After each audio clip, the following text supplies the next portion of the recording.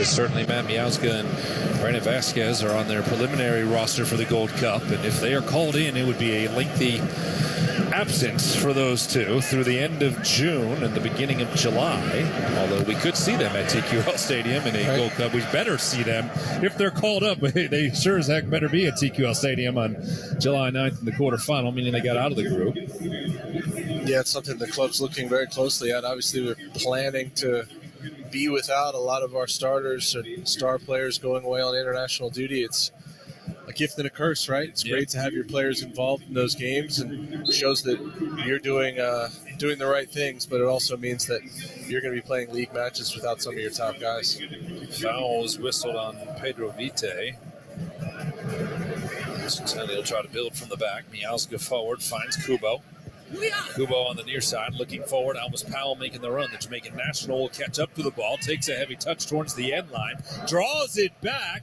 Vasquez was there, followed by Boreal. Save made by Takaoka. It'll trickle out on the far side for a throw-in, and what looked like was going to be a lost effort ends up on a shot on target for Cincinnati. And that was a massive chance. Alvis Powell on the right-hand side is able to just goes past Laborda at too much speed. He cuts it back to Brandon Vasquez at about 8 yards. He miskicks it. It ends up in the back post for Barriel, and it gets blocked off the line by Javane Brown. And it was actually Brown who got to it. Kubo now on a cross. Pings all the way out to Murphy, and now Obido. Mascara on to Powell on the near side with a nutmeg. Gets it back to Mascara. Mascara pushing forward, trying to get involved. Ends up coming off of Vancouver and out on the near side. These direct matchups, the matchup of the base 3-5-2 versus 3-5-2 means that it's going to be easier at times to just bypass midfield, bypass those 1-versus-1s, and play it into your forward players and see if they can win that battle on a direct play. It's every chance so far has come that way. Kubo battling down along the end line, ends up catching Yuya as it trickles out. I know, actually, they'll say it was touched last by Vancouver, so first corner kick of the match coming for the orange and blue, just past the quarter of an hour mark. And this is a big opportunity, I think, tonight for FC Cincinnati. They have a height advantage on set pieces. You have three center backs forward, Brandon Vasquez in the box, good service from Barrial. I think there's an opportunity because Vancouver players are not the biggest. Barrial will take it from the near side to the left of Takaoka. Cincinnati's been good on set pieces the last few weeks. Here's Barrial with his left foot to the far post. Comes off the head of Mascara out to Miazga, who's wearing the captain's armband tonight with Acosta on the bench. Now Murphy trying to keep it alive. Heads it on. Mascara looking for the ball. Vasquez heads up with a piece of it. And White will chop at it to send it all the way out to the midfield circle where Alvis Powell waits. Powell right foots it back forward.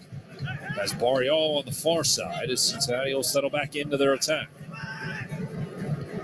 Cordova gives chase. But Murphy's able to send to Miazga. Miazga towards the 18.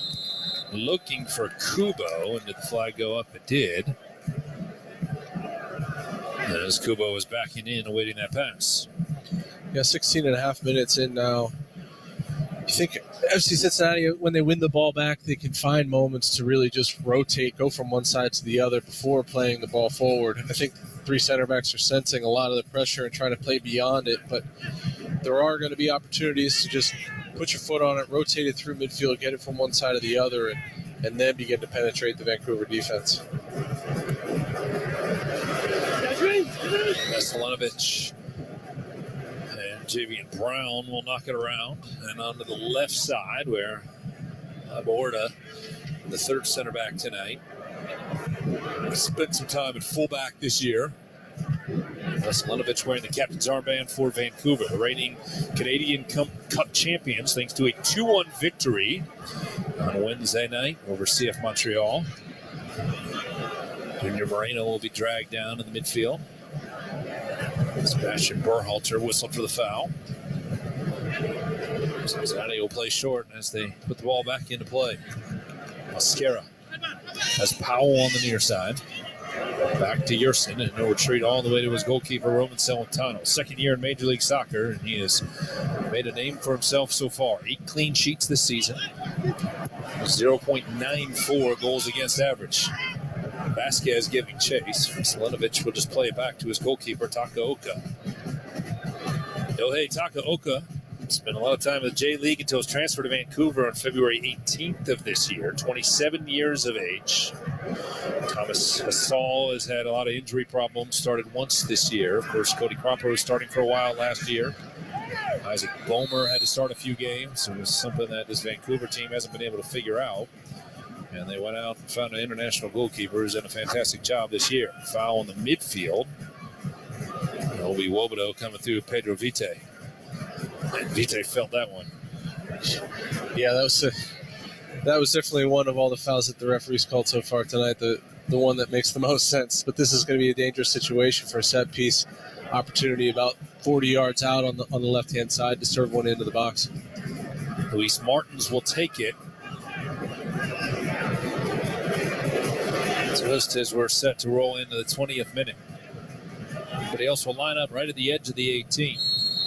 Ryan Raposo is there as well, and actually, no, Raposo will step over it. Martins into the 18, headed away Mascara. A little bit of contact, but no foul whistled, and now Vite sending it back into the penalty area. Again, Mascara clunks heads, battling for it, and this time the foul will be whistled.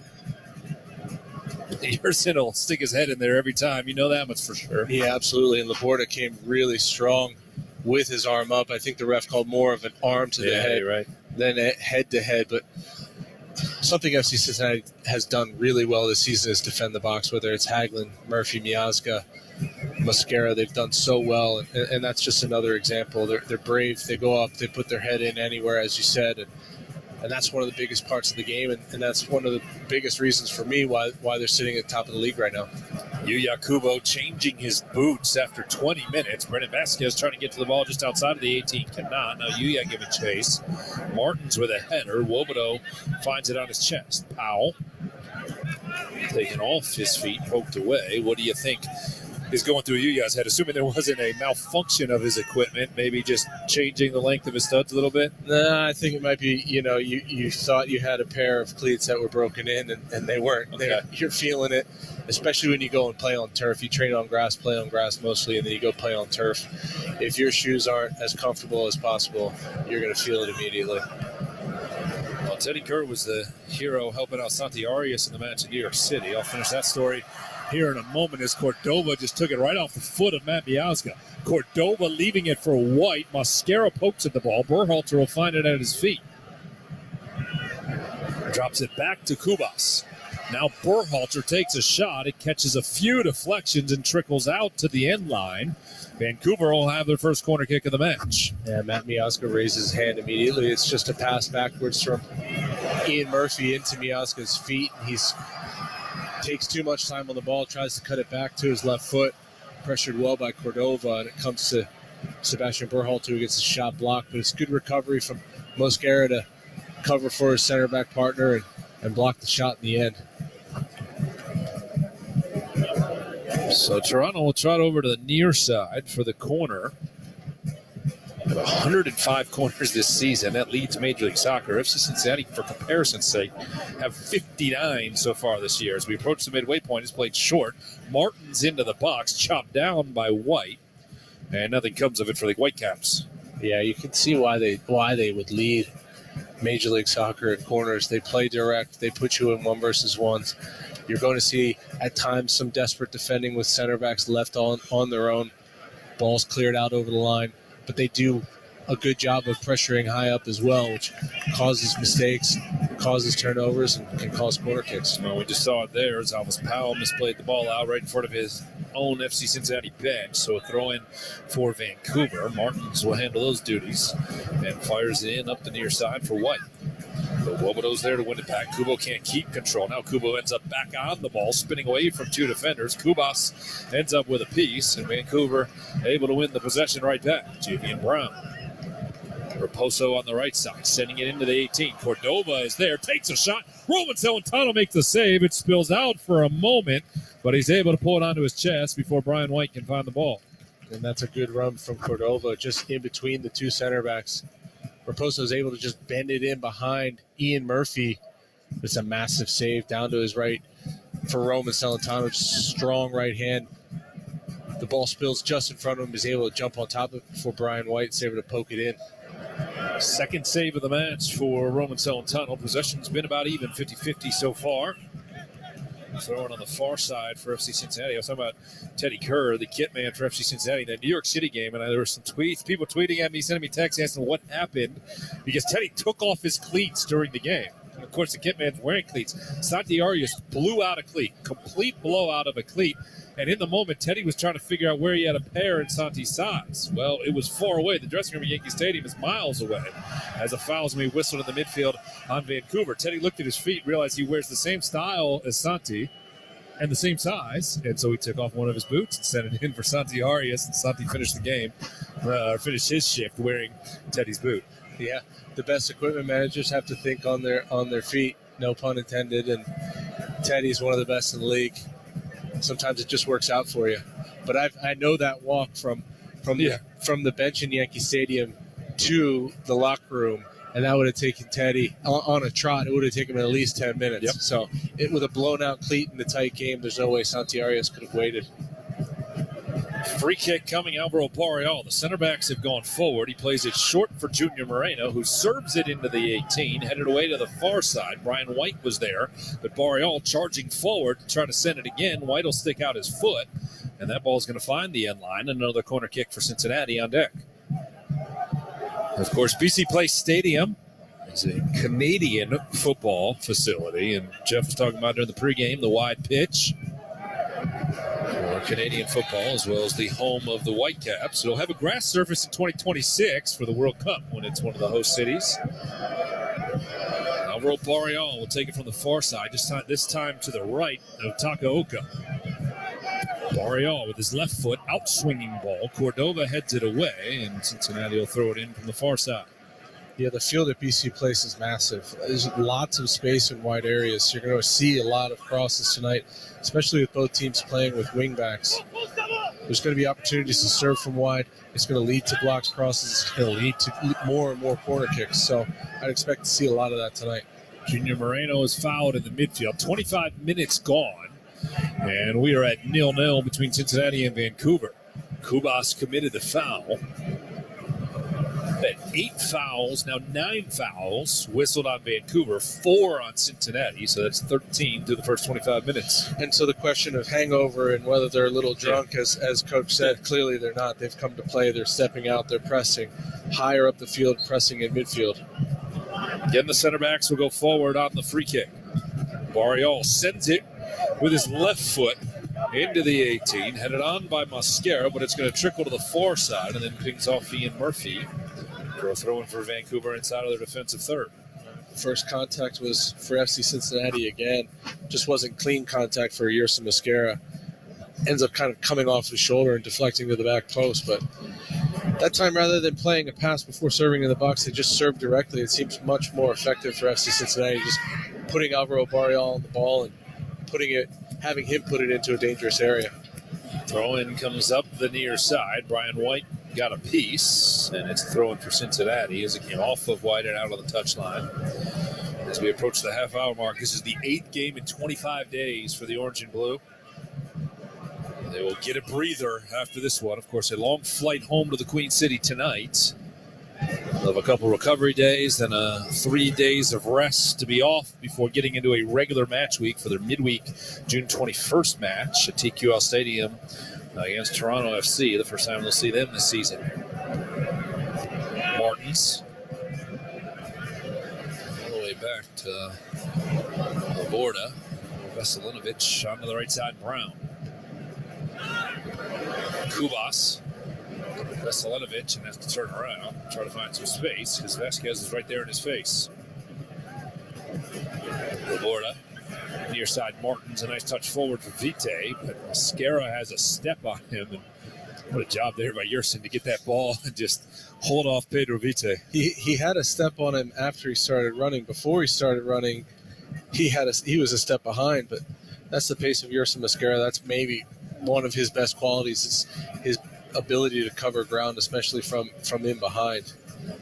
You see Pat Noonan and Kenny Arena kind of talking about how they can adjust things, how they can create space.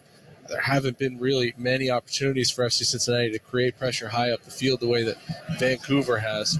They're going to have to find ways to get to the ball quicker and cause turnovers in the attacking end of the field rather than playing so deep.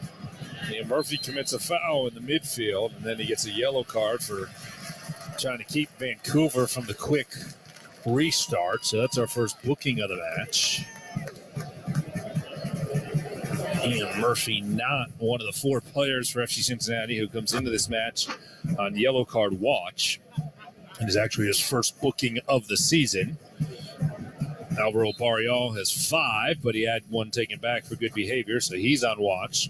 Lucho Costa, who's on the bench, is on watch. Here's some Mascara and Matt Miazga, both also on yellow card watch. There's a cross from Raposo. Gets over everybody, somehow skips through, and Alvis Powell is there to poke it all the way out to the midfield. A dangerous opportunity there for Vancouver. Yeah, it was a cross from the right-hand side. Gerson Mascara just a little bit late to react. Does not realize Brian White, who's always charging after something, was coming on his backside, but White just ends up missing it. It gets cleared out by Alvis Powell. Board up the near side. Cordova is there, wearing the number 9 shirt for the Whitecaps. Powell comes over to take it away, and then sends it up the near side, but that ball actually skipped out as Alvis was working. We're seeing a replay on that last chance for Vancouver, and that ball got over Cordova, got past White, and there were 2 Whitecaps closing in as Alvis got his foot on it. So on the near side, Martins poked away by Yuya Kubo. Vancouver will do it again. Martins quickly to the end line, finds White, back to Martins.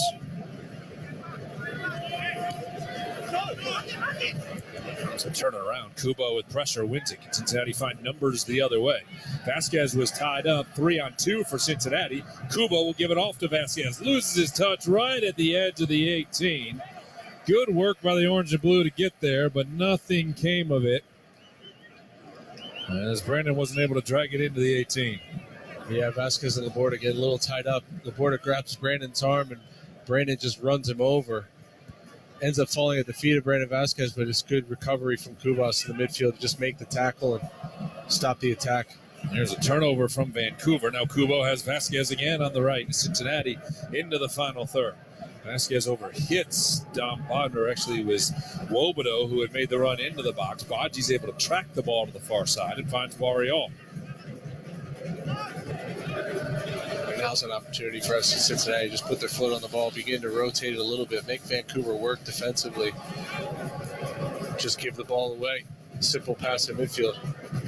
Half an hour gone, we remain scoreless, and then a fortuitous bounce ends up back with Obi Wobodo. So no damage done with the FC Cincinnati turnover.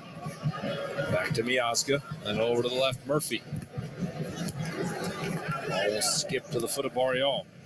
Kubo turns towards the goal.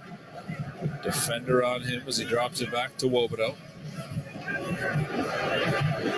He slows things down in the midfield. Then Moreno with a man misplays the ball.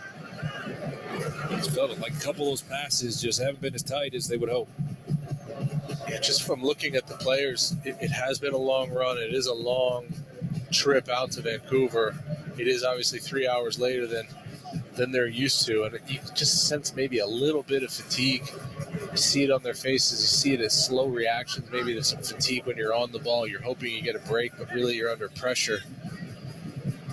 You sense from the team that they are feeling a bit tired from this run and need to dig deep. We're 32 minutes into the game, and Vancouver hasn't slowed down.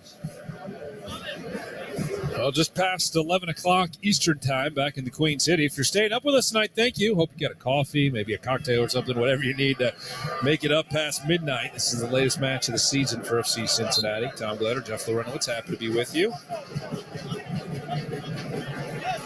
Powell holding it above his head in the 33rd minute, right in front of head coach Pat Noonan.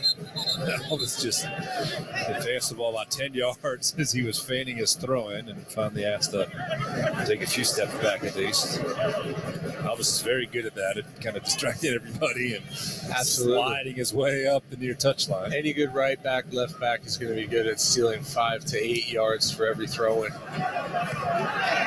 Kubo is going to whistle for a foul in the midfield. Just kind of a clumsy ball as he turned around and ran into the player. It was Sebastian Berhalter. Actually, I think he got Raposo. He knocked down.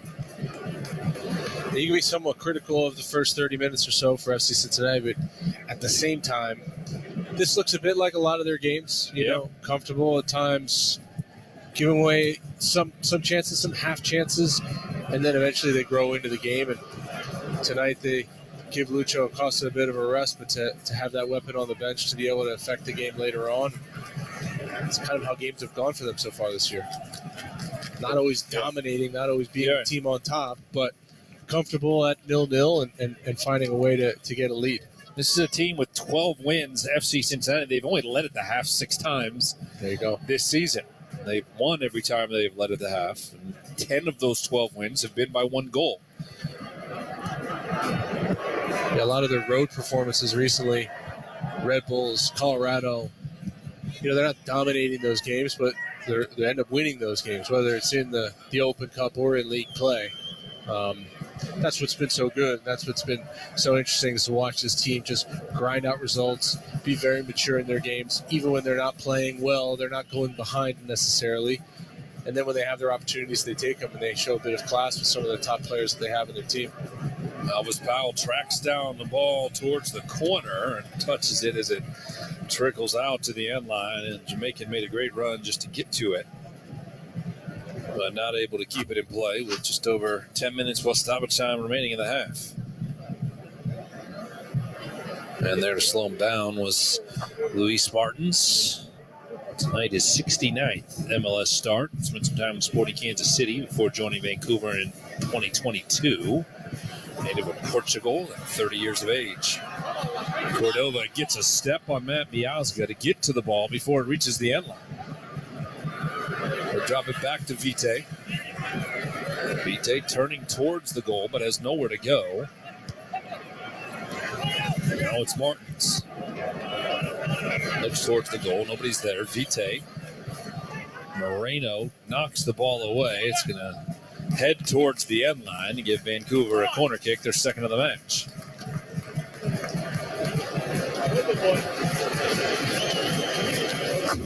Vancouver also taking the international break off. They will next play at the Colorado Rapids, who lost tonight to Orlando on the 21st. A little odd for them to come back. I know the schedule is condensed, but to come back with a midweek after the international break, knowing that a guy like Yerson Mosquera is not going to be back because he plays on the 20th. Which I guess it's helpful, but not completely helpful.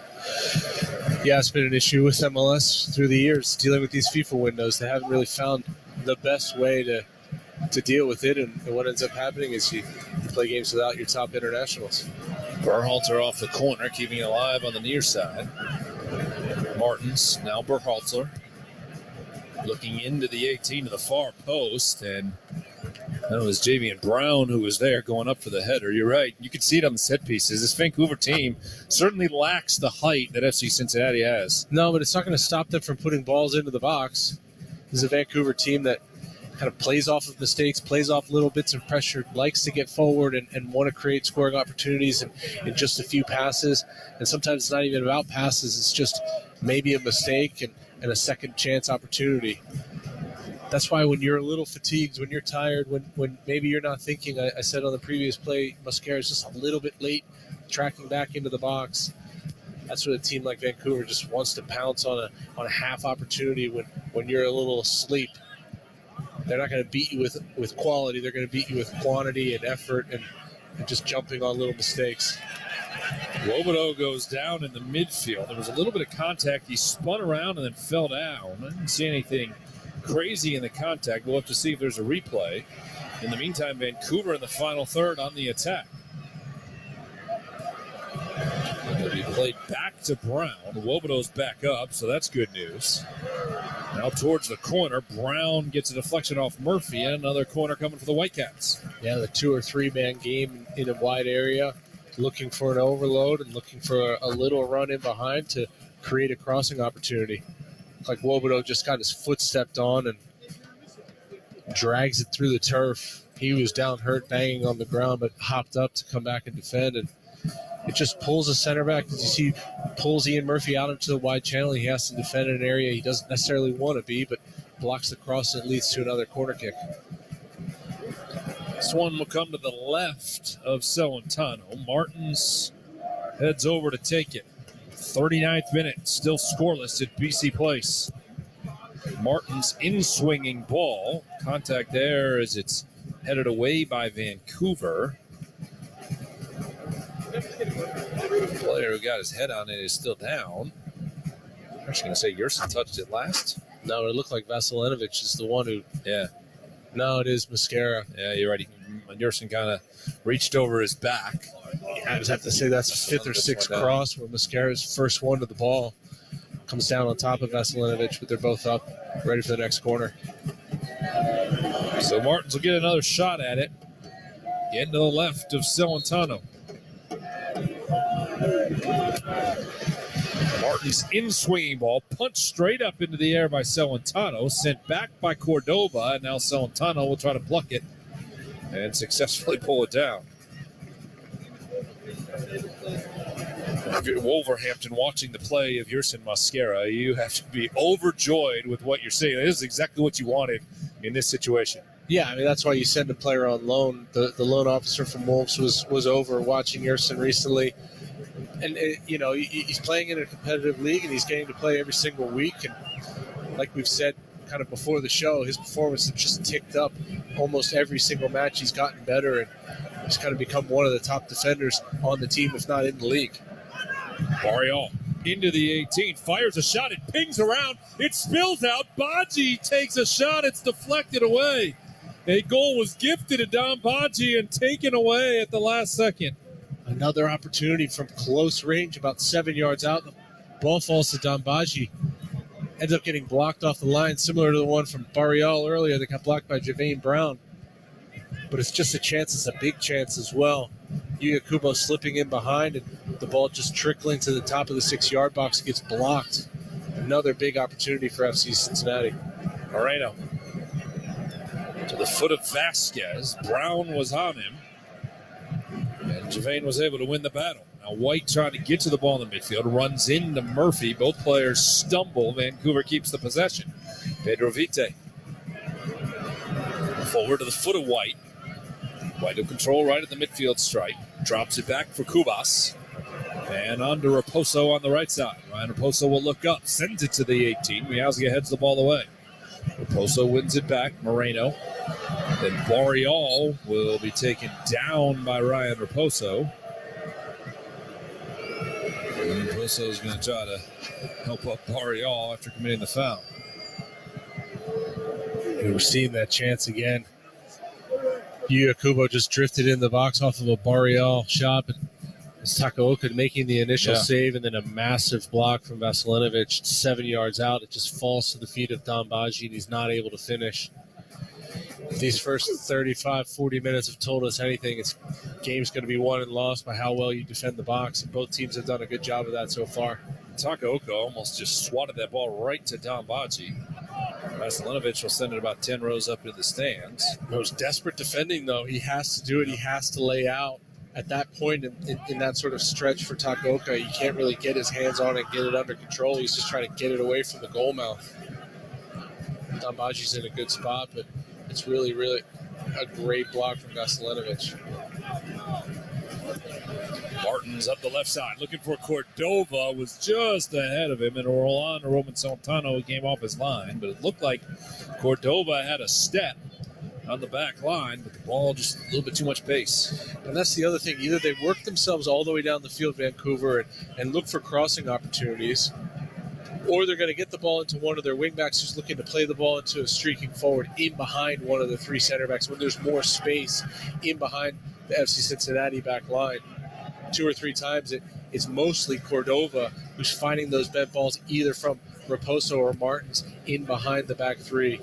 It's been effective so far, but if FC Cincinnati defenders are not on their toes, are not communicating and following those runners, there's going to be opportunities in behind in that space where it could create 1 versus 1 or 1 versus none against Roman Celentano in behind.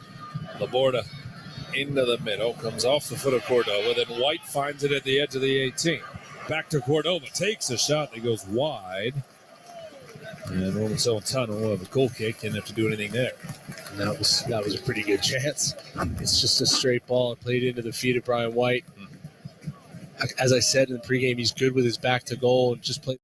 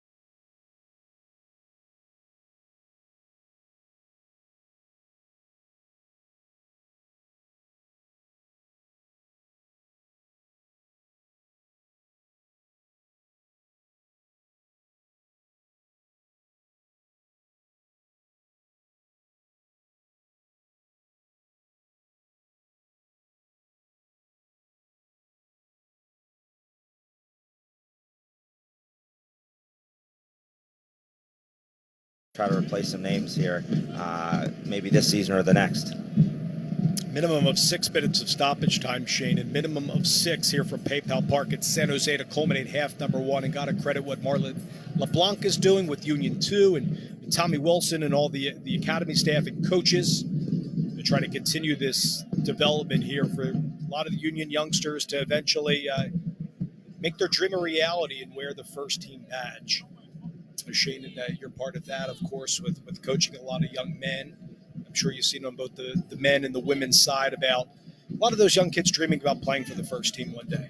I think that's everybody's dream, and then you see where you take it and you see how disciplined you are from there, and you hope for the best, really. Jesus Bueno playing this forward there, a darting ball up ahead, a slide tackle there by Beast that just cleared a Trauco. Gruezo has it towards the center circle, their own defensive side here at San Jose.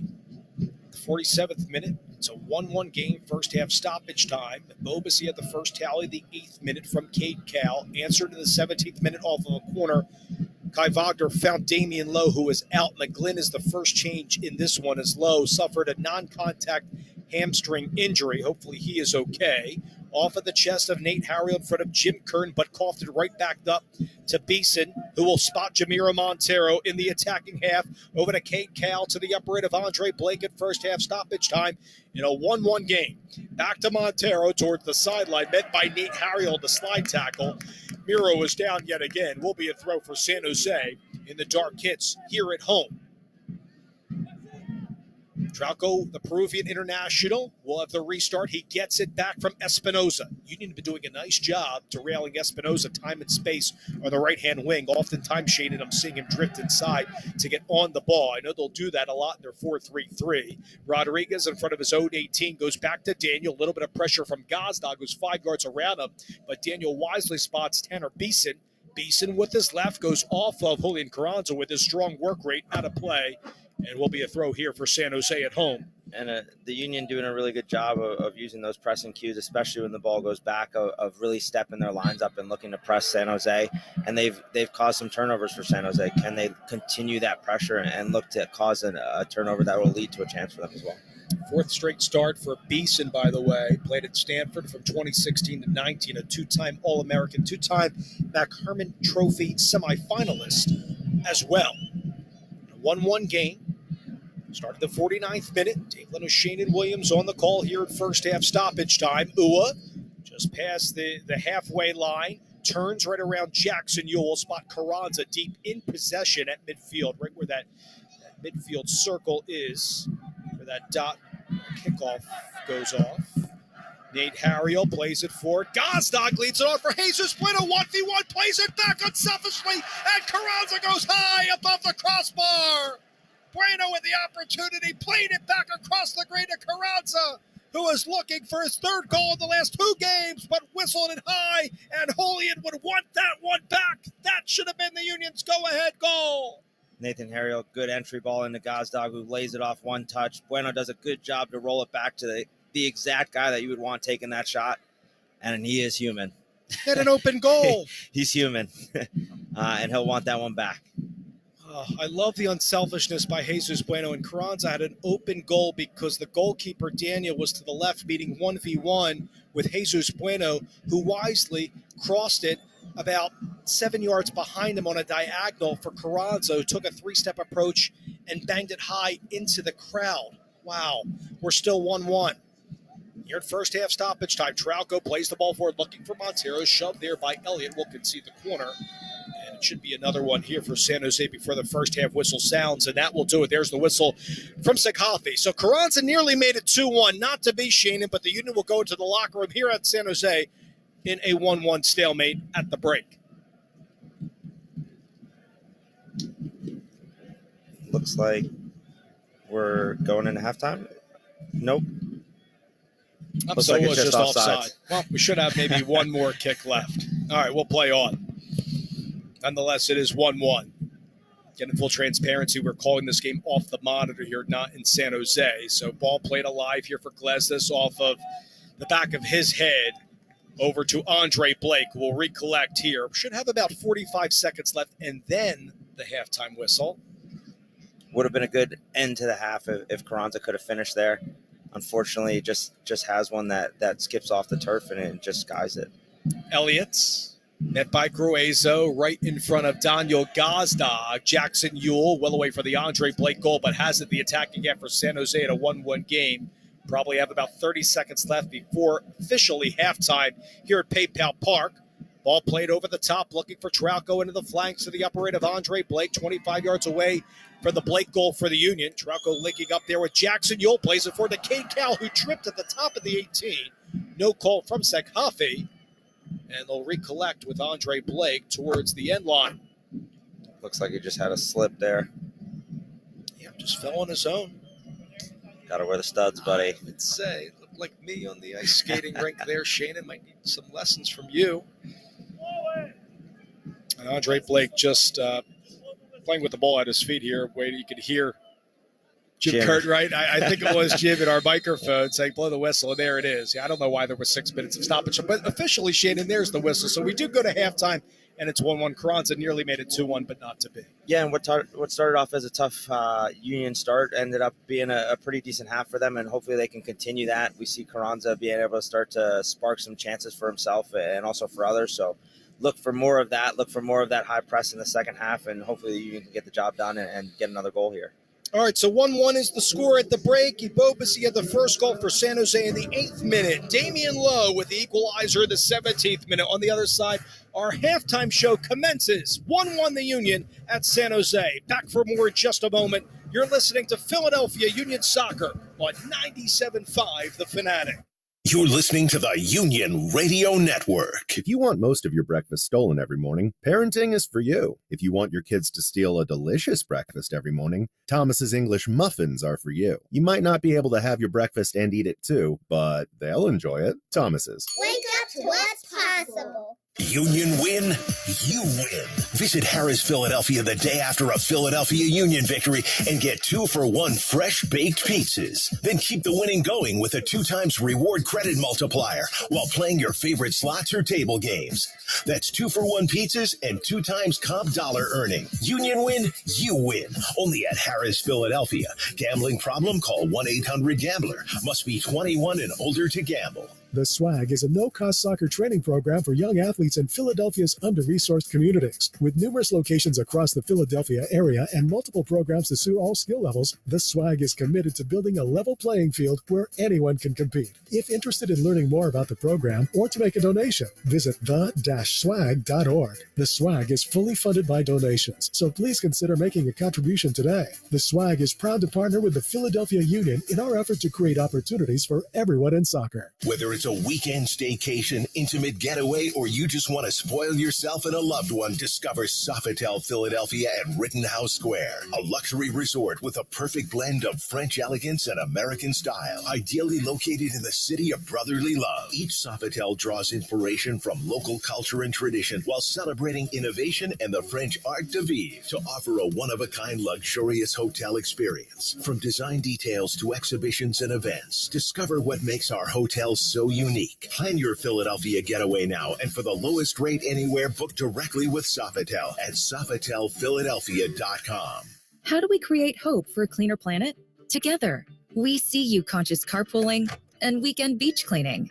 All who've long gone green and all taking their first steps. We see you doing your part for the planet every day. And Green Mountain Energy is here to power everything you do with 100% renewable wind and solar energy. So join us. For the love of the planet and for the hope inspired by everything on it. Green Mountain Energy. Light the future. PUCT 10009. Need a little peace and quiet? Revitalize your spirit as you explore our winding country roads and make your way to our charming shops and cozy eateries. Here, everyone from the solo adventurer to lively families can experience rejuvenation and our timelessness. Lancaster County, Pennsylvania is an affordable haven for your next getaway. Visit discoverlancaster.com for more of what Lancaster County has to offer. Here's what a morning with Thomas's Swirl Bread sounds like. Mom! And here's one without it. Mom! They sound the same, but we all ate something we loved in the first one. It's our preferred loud morning, Thomas's. Wake up to what's possible. You're listening to Union Soccer on 97.5 The Fanatic. Oh, with a chance on a breakaway pass, Lorea has it on his left with the shot and scores! There's two for Michael Lua! Now, it's time for tonight's halftime show. Halftime from PayPal Park in San Jose, California. We are all square at one apiece between the Union at the San Jose Earthquakes. Dave Little and Sheenan Williams with you. I thought it was a slow start to the game for the Union tonight, especially after Ebobisi had that first tally. But what changed after the first 20 minutes for the Union? Obviously getting the equalizer for Damian Lowe certainly helped. The set piece goal, I think that really changed the tone of the game and got the Union back in it after they were under pressure really to begin the first 15 or so minutes, especially giving up the early goal. They then changed to back into the back four, which we haven't seen in a couple of weeks. Jack McGlynn coming in and coming back from the U20 World Cup. So interesting tactics, especially as you work on something all week and then mid-game have to switch it. I think that kind of throws off both teams, but it looks like it's favored the Union here in the first half. Yeah, San Jose had the bulk of the possession, 57-43 through one half of play. Let's waste no time, Shane. Let's get right to the highlights. Beginning in the 8th minute, the game changed right off the bat at Bobas, but he's played a long ball over the top to Cade Cal, who found the man who started the play at Bobasi for the game's first goal. Big ball over the top. Cade Cal, he's onside, marching towards the penalty area.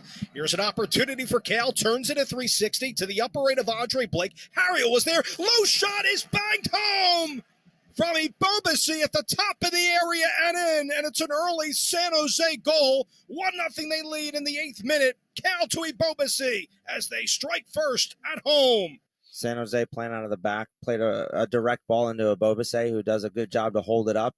Plays Kyle down the sides of the center backs, and then Ebobisi actually comes back into the play as he receives the ball at the top of the box and just side foots it into the corner of the net, which it's a great finish on his part and gets San Jose really rolling to start this game. And now Ebobisi, Shane, in 2 goals in the last 3 games. He also scored a couple games ago at Seattle in that 1-0 win. But that was met 9 minutes later. Kai Wagner with a corner and a late change. Matt Real didn't start the game like we were expecting. It was Damian Lowe who had the header to make it 1-1. Wagner will take it. It's the first corner for either team. 17th minute. It's a 2-step approach from Kai. Outswinging ball. It's a header, and it's banged home. The Union get off of the header, and it's Damian Lowe with the equalizer. It's 1-1 in the 17th minute. And like you mentioned, we had our crystal ball out. We mentioned that the Union might be able to score on a set piece, and it's a great way to get yourself back in the game, especially on the road.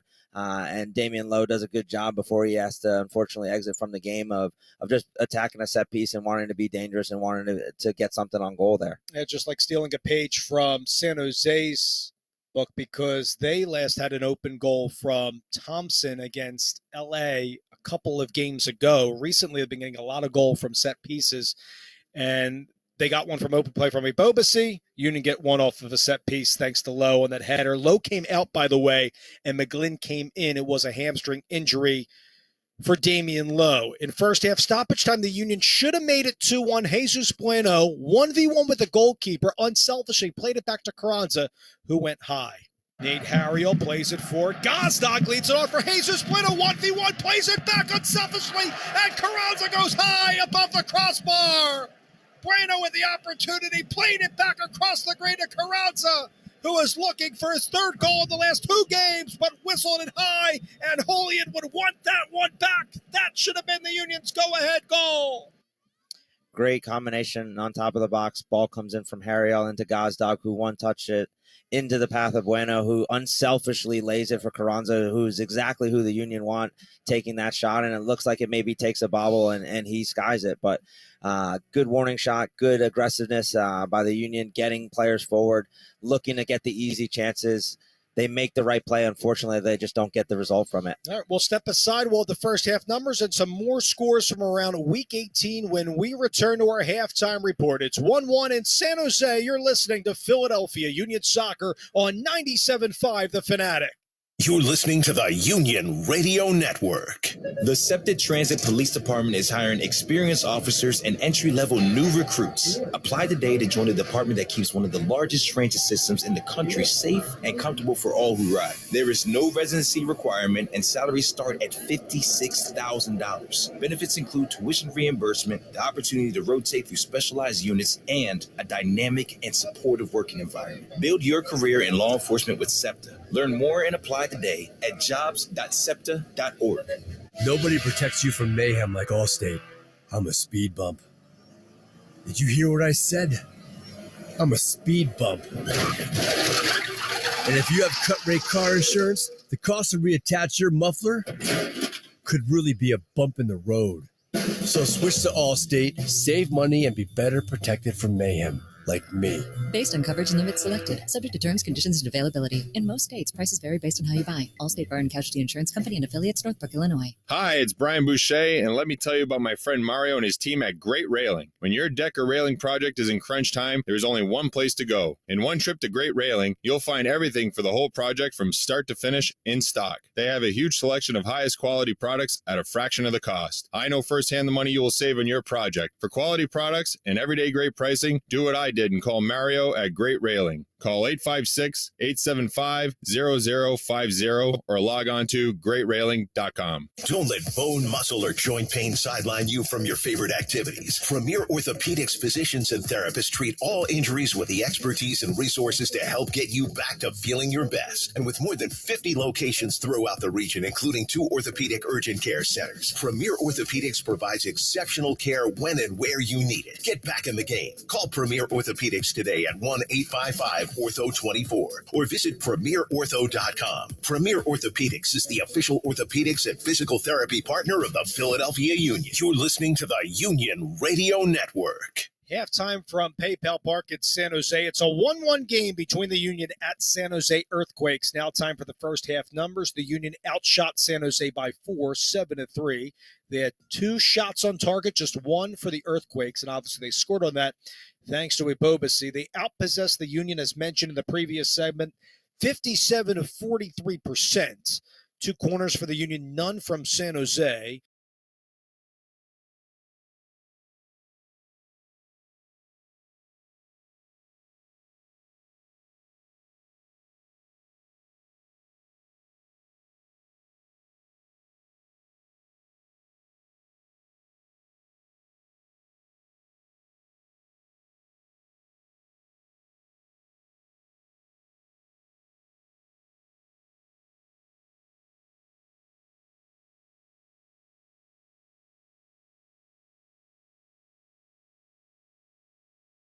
Seamless in terms of a change, and they just need to make sure that they don't give up any cheap goals here. And around MLS, they're at halftime in Vancouver. No score between the Whitecaps and Cincinnati in that game. We'll run down the other scores as we start the second half, and that second half call is coming up after the break. Thanks so much for listening to the halftime show. We go into half number 2, all square, 1 apiece between the Union and San Jose on 97.5 The Fanatic. You've been listening to the Halftime Show on the Union Radio Network. As a mom, chefing in the morning is easy. Thanks to Thomas's Bagels. They're just toast, top, and serve. Mom, this breakfast is chef's kiss. Mwah! See? Rave reviews. Thomas's. Wake up to what's possible. Start your weekend early at Live Casino and Hotel Philadelphia. Grab your friends and join us for happy hour at the Prime Rib Steakhouse and Sports and Social. Enjoy half-priced appetizers and sip on refreshing drink specials. Keep the party going at Center Bar with daily live entertainment and local favorite DJs spinning your favorite throwbacks. Admission and parking are free, so what are you waiting for? Live Casino and Hotel Philadelphia. Visit livecasinophilly.com for details. Must be 21 or older. Gambling problem? Call 1-800-GAMBLER. I'm always striving to live my healthiest life, so I need a health plan that has my back. With Independence Blue Cross, I get access to the largest network of doctors and hospitals in the region and free virtual doctor visits 24/7. Plus, with premiums as low as $0 per month, I can stay on top of my health and keep my budget in check. Independence has given me coverage I can count on, and they'll do the same for you. Learn more about your coverage options at ibx.com. In St. Pete, Clearwater, Florida, the beach is just the beginning. Because here, there's so much more to explore. So let's paddle, and maybe even parasail. Let's hit the trails, the coffee shops, the quaint boutiques, and craft breweries. And then let's indulge in some fresh seafood with a sea view. From the Gulf Coast to the Bay, there's something for every taste and every interest. So let's make the most of every sun-drenched minute, and let's shine. Start planning your next escape at visitstpeteclearwater.com. Whether you want to buy a new home, grow your business, or build your nest egg, where there's a WSFS, there's a way. WSFS Bank has been serving the people of this region for nearly 200 years, so we understand your needs, your hopes, your aspirations. With a local presence and national capabilities, WSFS is the bank from here that can take you anywhere. So now the question is, where would you like to go? Where there's a WSFS, there's a way. WSFS Bank, we stand for service. Member FDIC, Equal Housing Lender. Union win, you win. Visit Harris Philadelphia the day after a Philadelphia Union victory and get 2-for-1 fresh baked pizzas. Then keep the winning going with a 2x reward credit multiplier while playing your favorite slots or table games. That's 2-for-1 pizzas and 2x comp dollar earning. Union win, you win. Only at Harris Philadelphia. Gambling problem? Call 1-800-GAMBLER. Must be 21 and older to gamble. If you want most of your breakfast stolen every morning, parenting is for you. If you want your kids to steal a delicious breakfast every morning, Thomas's English muffins are for you. You might not be able to have your breakfast and eat it too, but they'll enjoy it. Thomas's. Wake up to what's possible. You're listening to the Union Radio Network. Start of the second half from PayPal Park in beautiful San Jose, California, to the west of the San Jose Airport. Dave Leno and Shannon Williams on the call in a 1-1 game. There's the whistle from Sekafi. They play back to Elliott, and the second half is off and running. You're at this beautiful stadium on the West Coast. Ball played up top for Ua. Flag is up offside there on Ua. Carranza was also up top, met by Troutko. No changes for either team to start half number 2. Of course, McGlynn is in for Lowe. That came in around the 25th minute on a non-contact injury off of the hamstring. Again, no Jose Martinez for the Union due to yellow card suspension on the late yellow last game against Montreal. No Alejandro Bedoya as well due to the grade 1 quad strain. The Union, with a win tonight or a draw, would go to unbeaten in 10. The win, more importantly, would go from 3rd to 2nd in the East because Nashville drew tonight. What are your second half keys here as we begin the 46th minute in a 1-1 game? Yeah, just for the Union to stay compact and look to hit San Jose on the counter. Also, set piece goals, like we talked about in the first half, can be another key factor. I like that they're coming out in this second half and continuing to look to press and cause San Jose some mistakes here. Gazdag is up high for the Union along with Uo on the pressing cues as Shannon just described. They play to Rodriguez to the upper right of Daniel. He's the goalkeeper of San Jose. Capo nearly fell, then recollected, marked by McGlynn tightly. Get a high press here for Julian Carranza and Ua. Back in that 4-4-2, they have Gazdag at the number 10 in the back four. After Lowe came out, they coughed it away. Trauco gave it away to Harriel in the attacking half. 20-yard ball forward looking for Carranza that spotted Ua, but Beeson was all over him to get a little bit on it. And they play out over to the right side in front of Jamira Montero. 1-1, 47th minute here in San Jose. Ebobisi had the first goal in the 8th minute from open play from Kate Cal with the assist. Wagner off of a corner to Damian Lowe with a free header in the 17th minute. Had the equalizer at 1-1. Harriel just clears into the seats, into the 10th row above the field suites. Out of play. It will be a throw of San Jose now marching left to right. The Union conversely from right to left on your radio dial. We thank you so much for staying up late with us as we're nearing midnight here on the East. In this 1-1 game, Union trying to go unbeaten in 10. Foul called here against San Jose. Ebobisi. Looks like he caught just a stray hand to the face. Don't think that it's intentional, but still catches him. That's Gazdag. That's down. On Gruezo, yep, you're spot on with that. It's like right above the nose here, at the bridge of the nose to be exact. And Gazdag with his back on the grass was holding his face. Now he's up. Hopefully Daniel is okay. 27-year-old, last scored at New York City FC. 7 goals and 8 assists this year. By the way, those 8 assists came into Week 18, tied for first.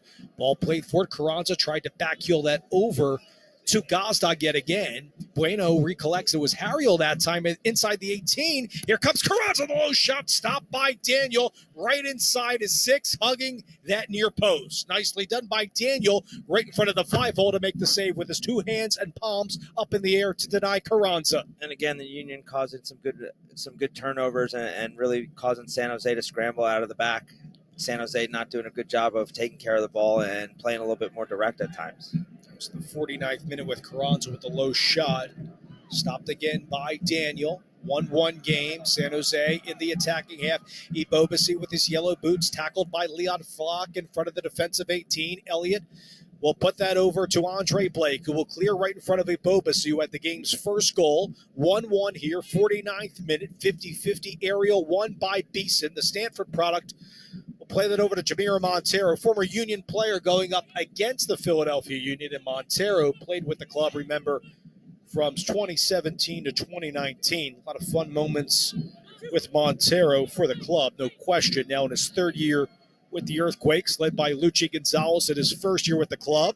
Restart for the Union. Gruezo wins it back, went off to the side of the head of Carranza. Gazdag, 25 yards away, will spot Ua off the side of his white boot. Intercepted by Gruezo at the tip of the 18. Trauco, good triangular passing. Montero linking up with Gruezo, and they switch it from left to right. All the way to the right-hand side. Espinosa sprays it for it up ahead, looking for Cal. Beautiful ball. Cal inside with his left, goes high into the San Jose Ultras, their supporter section. As Cal put too much on that one, got under it too much. Run a beautiful ball by Espinosa, high from Cal. San Jose doing a good job of switching the point of attack and then just being a little bit more direct, playing straight into Cal, who takes it line and then unfortunately can't get the shot on target. But good job by San Jose to be a little bit more direct and try to bypass that Union pressure. Christian Espinosa, by the way, was player of the month in MLS. You're going back to April. He actually scored Shannon in 5 consecutive games. Right now he's goalless in the last 5.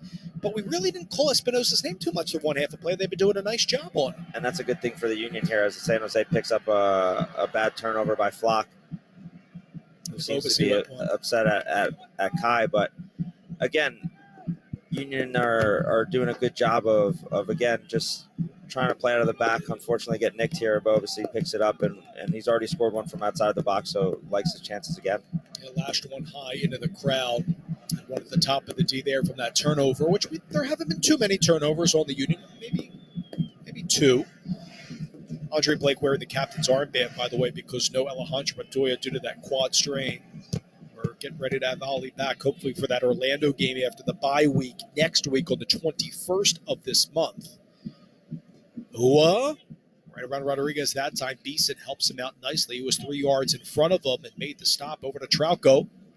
Their left back will find Jamiro Montero. They played a 4-3-3, by the way, with Trauco, Beeson, Rodriguez, and Acampo out of the back. Gruezo, Yeel, and Montero out of the midfield. Ibobasi, the target man, with Cal and Espinosa. Acampo up ahead. Side the flank, Espinosa turns off the back heel there of Acampo. Montero to Ibobasi at the tip of the 18. Kate Cal at the D. Has a chance, goes that goal, but high to the upper left of Andre Blake.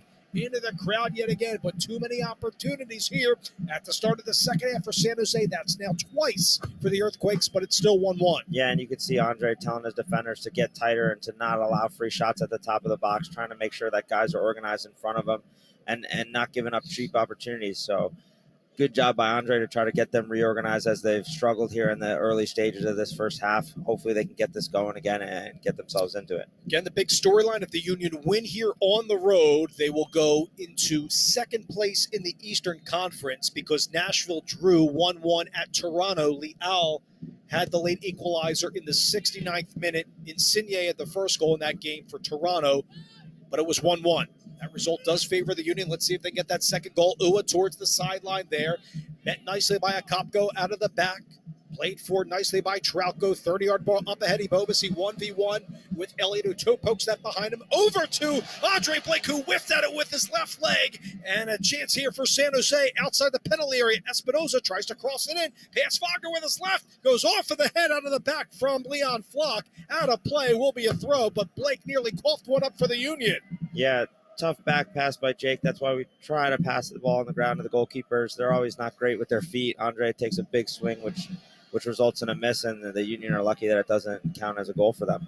Elliott played one back, and it took a wicked hop on one bounce, like a shortstop's trying to collect when he was ankle high with his glove all the way to his belly button, and Blake lifted that left leg forward and up, and unfortunately whiffed at it, but nothing doing for San Jose. It came out for a throw in a 1-1 game, 54th minute here from PayPal Park at San Jose. Cal on the ball. Left-hand side, he lost it. Trying to link up with Gruezo. And the play will belong to the Union deep in their own end. Again, all square at 1 apiece. Some other scores as promised. New England won 3-1 tonight at Miami. Of course, they're welcoming the biggest storyline probably around the world in soccer, rather than Man City winning today, of course, is Lionel Messi's going to come to Inter Miami. I know a lot of Union fans think that he might play on June 24th. I don't want to promise anything and spoil anything, Shannon, but he is not going to be here for that game. Yeah, just probably a good thing for the Union. I know that everybody wants to see him, and it's going to be exciting times, but Union want to keep this train rolling, and to be honest, they're going to be playing a team that's in last place right now. So That's true. You're going to play them at a good time and a time that, you want to catch them while they're at their lowest. Well, that's the huge storyline across the soccer world. Can't wait to see Messi in an Inter Miami uniform and the Union go up against them. Gazda goes right into the belly from about 35 yards away, right at Daniel, so a comfortable save for him in the 55th minute. They're projecting Messi, to come maybe for Leagues Cup, so end of July perhaps. So he should be here towards I would say the late third, towards the tail end of the year, and maybe a Miami run into the playoffs. So as you mentioned, they're in last place. Yeah, and I'm sure that it'll be a slow transition to get him acclimated to his new team and his new surroundings. So I'm sure that they'll be extremely careful with their big money signing and make sure that he's ready to go before they stick him out there. Bobasi had it in front of the 6, right in front of Andre Blake on a beautiful ball by Acapo, but the Union bail out of it. Espinoza with plenty of space right around McGlynn, plays it back across the green to a Bobasi, met there nicely by Jesus Bueno, who will clear with his orange boots off the left boot, to be exact, out of play, but too much time and space for San Jose in the attacking half as the Union back line, Shannon, have been stretched oftentimes the last 5 minutes. Yeah, San Jose doing a really good job of attacking down their right-hand side, Union's left, and getting a lot of joy down that side. So the Union need to do a better job of helping out not only Kai, but also Jack, and making sure that they shift to that side and give some cover. On a block of 6 right now for the Union out of the back. Last play was Espinoza towards the tip of the 18, played it forward to Bobasi. If he settled that more cleanly as the ball went right around him. Yeah, it just seemed to be just a tad behind him, which throws off the striker. But Union are definitely needing to get back into this game as San Jose has definitely picked it up a bit and are really starting to take control here. Espinoza's second all-time in club history in assists with 49. Shea Salinas, remember him? 50 assists. Yeah, I'm sure you had some battles with an Shea. old Philly Union guy. That's right. Yeah, of course. Yule playing it forward, looking for a Bobasi again. Stride for stride with him was Glesnes, motoring to his left to stop a Bobasi. Too much service, though, coming in for a Bobasi. This is discomforting for a Union supporter in a 1-1 game in the 57th minute. Capo will have the restart to the upper left of Andre Blake. It will be a throw to be exact.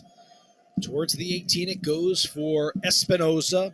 Off of the right boot there of McGlynn will be a long throw upcoming here for San Jose. Still deadlocked at 1 apiece. 4-0 Montreal, 1 at Minnesota. 3-3 draw with Charlotte and Seattle. Charlotte had a late equalizer in the 89th minute of that game. Montero wins it back over to Guezo at the top of the 18. Or towards Trauco. He can hit from here, Shane, and then he scores from about 20 yards away with a strong left-footed strike. Beats Andre Blake, who didn't go at it to his left.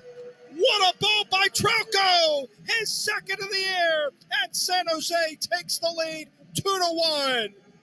Another attack coming down this right-hand side, plays it across, finds the left back who takes his time, settles it nicely, and smashes it into the top corner. Great goal by San Jose, and we've said that they've been threatening down this right-hand side, and the Union need to take some caution, and they haven't.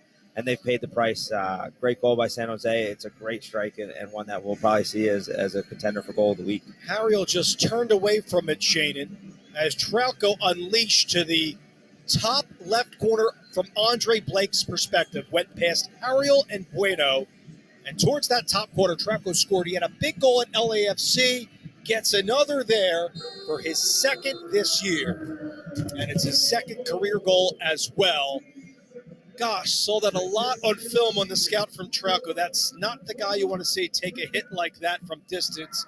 And it's 2-1. Union are behind for the second time tonight. And we saw Andre earlier in the half trying to get his defenders to press harder and to get higher up on shooters. And that's the reason why, because you don't want to have free shots on top of the box. San Jose's had 2 already, and the Union have their work cut out for them now. Ostad played it back in the attacking half. Union having the final third off of Carranza with the challenge here. Should belong to the Earthquakes in their own end coming out, but the San Jose Ultras are loving it. A 66-degree night in San Jose, California. Long trip will bring the Union back home. They'll get a little bit of a reprieve, speaking with Jim Curtin. Then gear up naturally with the working up for 4 days before the next match for the Orlando game. That will be on the 21st So Trauco, the Peruvian international, does get the goal. Earlier played in League Two in France for Saint Etienne from 2019 to 2022. A late addition to this team last year, by the way, in September to be exact, as they tried to clean up. I mentioned it a lot early on in the broadcast tonight.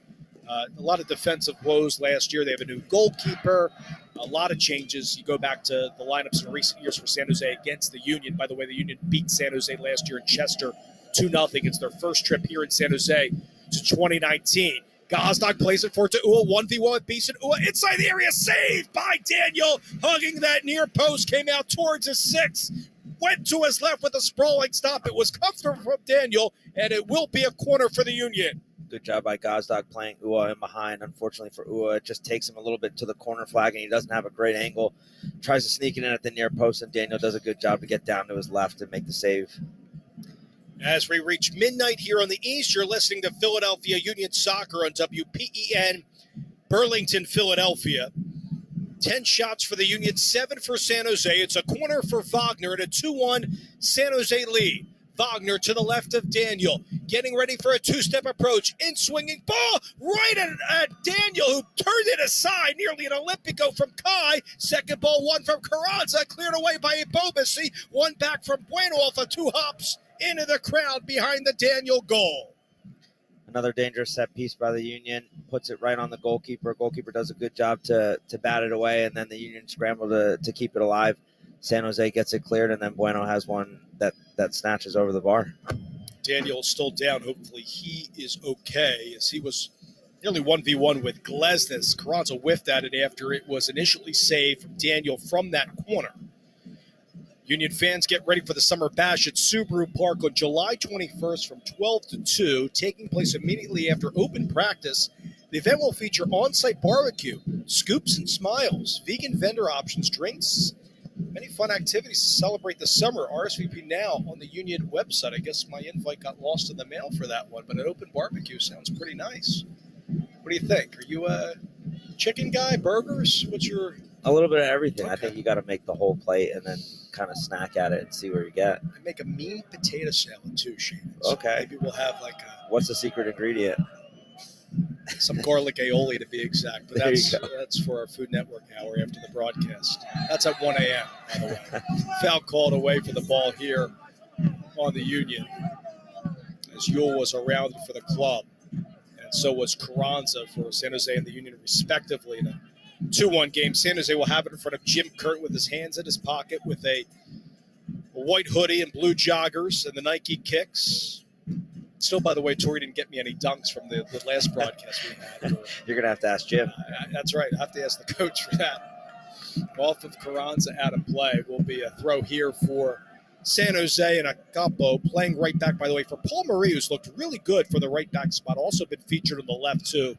He is a sub. San Jose has not made any changes, by the way, tonight. We're now in the 63rd minute, 2-1 San Jose, as Trauco just had the go-ahead goal to give them a 2-1 lead over the Union. The Union really haven't been in one of these back-and-forth games in really quite some time. We know they're not bad at them, though. Yeah, that's true.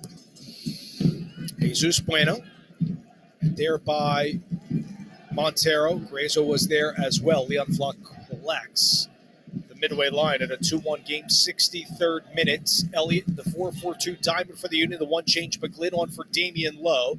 Gazdag over to Nate Harriel up ahead. Olivier Baizo again starting for Cameroon tonight in the friendly against Mexico. Congratulations to Baizo starting at right back for the Cameroonian national team. McGlynn on the deck to the right. Nate Harriel trying to spray one inside, still in possession. Here's Leon Flock to the upper left of Daniel, 30 yards away for the goalkeeper of San Jose. Numbers forward here for the Union, down 2-1, 64th minute. Gazdag plays back to Elliott. We'll find McGlynn splitting the center backs. Glesnes, everybody back 10 behind the ball for San Jose. Gazdag tried to thread it there, met by one out of the back. Yule trying to recollect. Harriel has it instead of Kate Cal as it goes back to Glesnes working with Nate Harriel. Out and to the right. Union have it, 64th minute in the attacking end. Gazdag, 35 yards away from Daniel's goal. down 2-1. Habs option, 6 on the attack for the Union. Carranza, 30 yards away from goal. McGlynn to the upper left of Daniel, out into the flank. Gazdag plays one in, cleared out of the back, right to McGlynn, trying to go right at goal, cleared out by the head of Beeson. Beeson was there at the top of the 18 to thwart McGlynn. Out to the right for the Union. Harriel to the upper left of Daniel, tries to split two, and Montero and Cow to be exact. Union still have it with Leon Flock. But to the right, Plano, and they'll quickly reset the possession here in the buildup with McGlynn. McGlynn clips it forward to the back post, looking for Carranza, headed out by Rodriguez, cleared away by Espinoza, deep in his own 18, over the end line, back to the Union, and Elliott all the way in the back, down 2-1. And you can see that San Jose is now dropping their line, giving the Union a little bit more possession. Jack McGlynn getting on the ball, which is who the Union want in possession, especially deeper in the field. So can they look to unlock this defense? They need to be patient here and look for the right times to go forward. San Jose really stacking the back end, sending almost 11 guys behind the ball at this point. Yeah, I'm seeing 4 in the back now. I'm seeing 5, but really it's like 4 and then 3 midfielders in front of them, obviously playing in a 4-3-3, but just the 7 in the back organized defensively, thin between the lines for San Jose, and as a result, Bueno doesn't convert on the pass to his left, looking for Kai Wagner, will concede the throw to San Jose. So oftentimes, we said it a lot in the first half, the passing, I think fair to say, and tell me your view, hasn't been as crisp as we've seen, especially in the wins over Montreal and Charlotte. What do you think? Yeah, the front three, while they've connected a little bit and caused some dangerous moments, haven't gotten on the ball enough. We haven't called Gazdag's name enough. Same with Michael Ua. I think they can do a better job of maybe getting a little bit deeper and trying to get on the ball a little bit more. Elliott will go back to Andre Blake. Pressure from Kate Cowles with the under-20s, with McGlynn.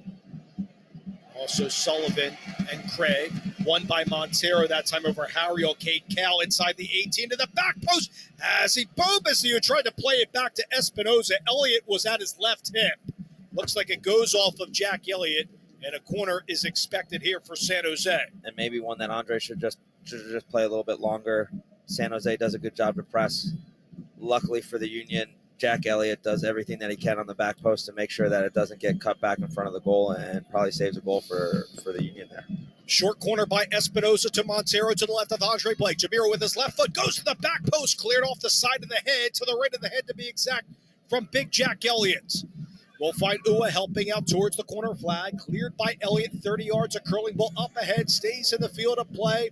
Carranza will let it go for Jesus Bueno, right around Beeson that time. McGlynn plays it forward to the upper right of Daniel to Kai Wagner. Wagner scurries forward, clips it in with his left, goes off of Gruezo, then up top to Gazdag. Graze off the back of his head. Elliott steps forward to help out, foul called. Elliott pushing down Jackson Yule in the 8th minute. Yule and Elliott's high-five each other. They're both okay. We'll come out here for San Jose. Yeah, and Klesna's trying to make sure that he stays tight to his man, wins a good header. Don't see much of a foul there, but the referee's been consistent in calling that a foul all night, so I'll give him that one. 15 fouls on the Union tonight, 10 for San Jose. From Nima Sekhafi, who last officiated the Union back on March 19th at Olympic Stadium in a Montreal 3-2 win. The Union, in partnership with Boeing, would like to invite you to the annual Battle of the Branches, a 5v5 soccer tournament at Battleship, New Jersey. All local active duty military, retired reserve, and DoD civilians and friends and family playing in honor or memory of military members are invited to compete in the tournament.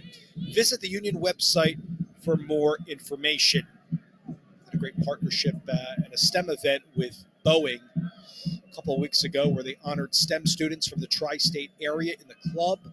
It was great to see from both the Union and Boeing in partnership with the Union Foundation. By Paul Howard, Union Foundation does an excellent job with that IM project. Go to the Union website for more information. A 2-1 game. Gruezo lost it. Daniel Gazdag collected there. Tackled by Rodriguez. They had Carranza to his right inside the attacking 18, but cleared away down the length of the field. A Bobasi 1v1 with Elliott. Sprays off of the right boot of Elliott out of play. And a throw coming up to the upper left of Andre Blake for the Earthquakes, up 2-1 over the Union, 69th minute from PayPal Park in San Jose. And Since the second half started, every attack for San Jose is to come down this right-hand side. It looks like they're almost targeting Jack McGlynn and Kaya as their guys that they're going to go at, and they've had a lot of success down here on this right side. Yule zaps forward. He sprees to his left, right around Gazdag, picks out one. Trauco, who just had the go-ahead goal for Montero with the header. That time goes high above the crossbar to the right of Andre Blake. It was comfortably high, but Montero is still free off the back shoulder of a Union defender. Will be a goal kick for Blake. San Jose doing a good job of not only making sure that they don't concede anything, but also looking for that third goal to try to kill off the Union here. Union need to do a good job of keeping themselves in this game and making sure that they don't give up another goal. Trauco go-ahead goal, by the way, came in the 57th minute. Union, hard to believe. Don't really want to bring this up, but probably have to at least state it for journalism reasons here. The 70th minute, the last loss, got to go all the way back. Do you remember the game that we called at Cincinnati on April 8th? Yeah, it seems like Last a long time league ago. loss, It is a right? long time ago, right? They've had a lot of Remember games. all the rotation they had in that game? Scored a lot of goals in that time too. So it's just ebbs and flows of the season. There's still a lot of time in this game for them to get something out of it, and I think that they'll get a couple more chances the way this game's going. Starting to have some possession here in the second half. Again, can they be patient and look for the right opportunities? And I think that they can get one here. Again, the big storyline, too, is they're trying to go unbeaten in 10. They're right now down 2-1, but they'll miss Andre Blake. For a minimum of 3, it could be 6. The same with Damian Lowe for Jamaica for the Gold Cup. Also, congratulations, I want to point out before the broadcast ends, to Phil Wedden, Union goalkeeper coach, will join the U.S. staff going up against Jamaica, actually for the first game in the group stage. He's going to join the U.S. staff under B.J. Callahan, former Union assistant coach, now the interim for the U.S. men's national team. He's the goalkeeping coach for the Gold Cup. So Union not only producing products, but also coaches. So good job by the Union, and congrats to everybody involved, especially Andre and Damien, who are going to be going off and representing Jamaica. And I wish them all the best. Andre Blake with a huge distribution here, about 70 yards downfield, right over the head of Beeson. Ua gives a chase right at the 18 of San Jose, and Beeson turns and clears from his left before a scurrying Ua can get there to his right hip. And it will be a throw in the attacking end for the Union in the 72nd minute. But I echo what you just said there. Congratulations for some international competition. Curious to see what the U.S. do at the Gold Cup under B.J. Callahan. Congratulations to B.J. I know he was a great asset for the Union here for many years under Jim Curtin's staff. Wagner, diagonal ball up ahead for Carranza. Comes back deep in possession. We'll find McGlynn right past the center circle. Blazing forward is Harriel. Out wide to the tip of the 18. He'll cross it in. It's misplayed by Beeson, but right behind him was Jackson Yule to get it. Wagner, it was Leon Flock who tried to recollect, needed a player in Harriel to come forward. He didn't, Shannon, and it comes out for Glesnes, 45 yards away for the goal of Daniel, 2-1 San Jose. From Gazdag, it goes to Ua, to the upper left of Daniel, marching towards the 18, goes off of Yule, misplay by Beeson, right to Harriel, trying to cross it in, looks for Carranza, and it's stopped by Daniel, off the head of Carranza. Alive here for Carranza, cleared out by San Jose's Ibomasi out of the back, and that was nearly the equalizer from Harriel to Julian. Great ball by Harriel, tries to keep it low. Carranza does a good job to put it on target, and unfortunately for him, Daniel makes a good save. Looks like it just goes off the right leg, and he gets it out, but good attack by the Union, doing a good job of being patient with that possession, and Harriel puts in a good ball. Yep, that occurred in the 73rd minute from Harriel to Carranza. Biggest stop so far in the game. Kikanovich, as we expected, Shannon, comes in the 73rd minute for Cade Cal. So congrats to Cade and welcome back for San Jose, but he is done after 73, and Kikanovich is out. Jim Curtin going to counter with a couple substitutions of his own. Quinn Sullivan going to come in along with Joaquin Torres. In the 74th minute, they're getting set to come on. But again, Benji Kikanovich is on, who started the last 5, has a goal for this club, plays on the left wing up high for San Jose. And Lucha Gonzalez still going for it. He knows the Union and Carranza are marching forward towards another equalizer. They're down right now 2-1. A couple subs are getting set to come on here. Goes off out of the back there of a capo out of play. Should be a corner here for the Union. And it will in the 74th minute for Kai Wagner.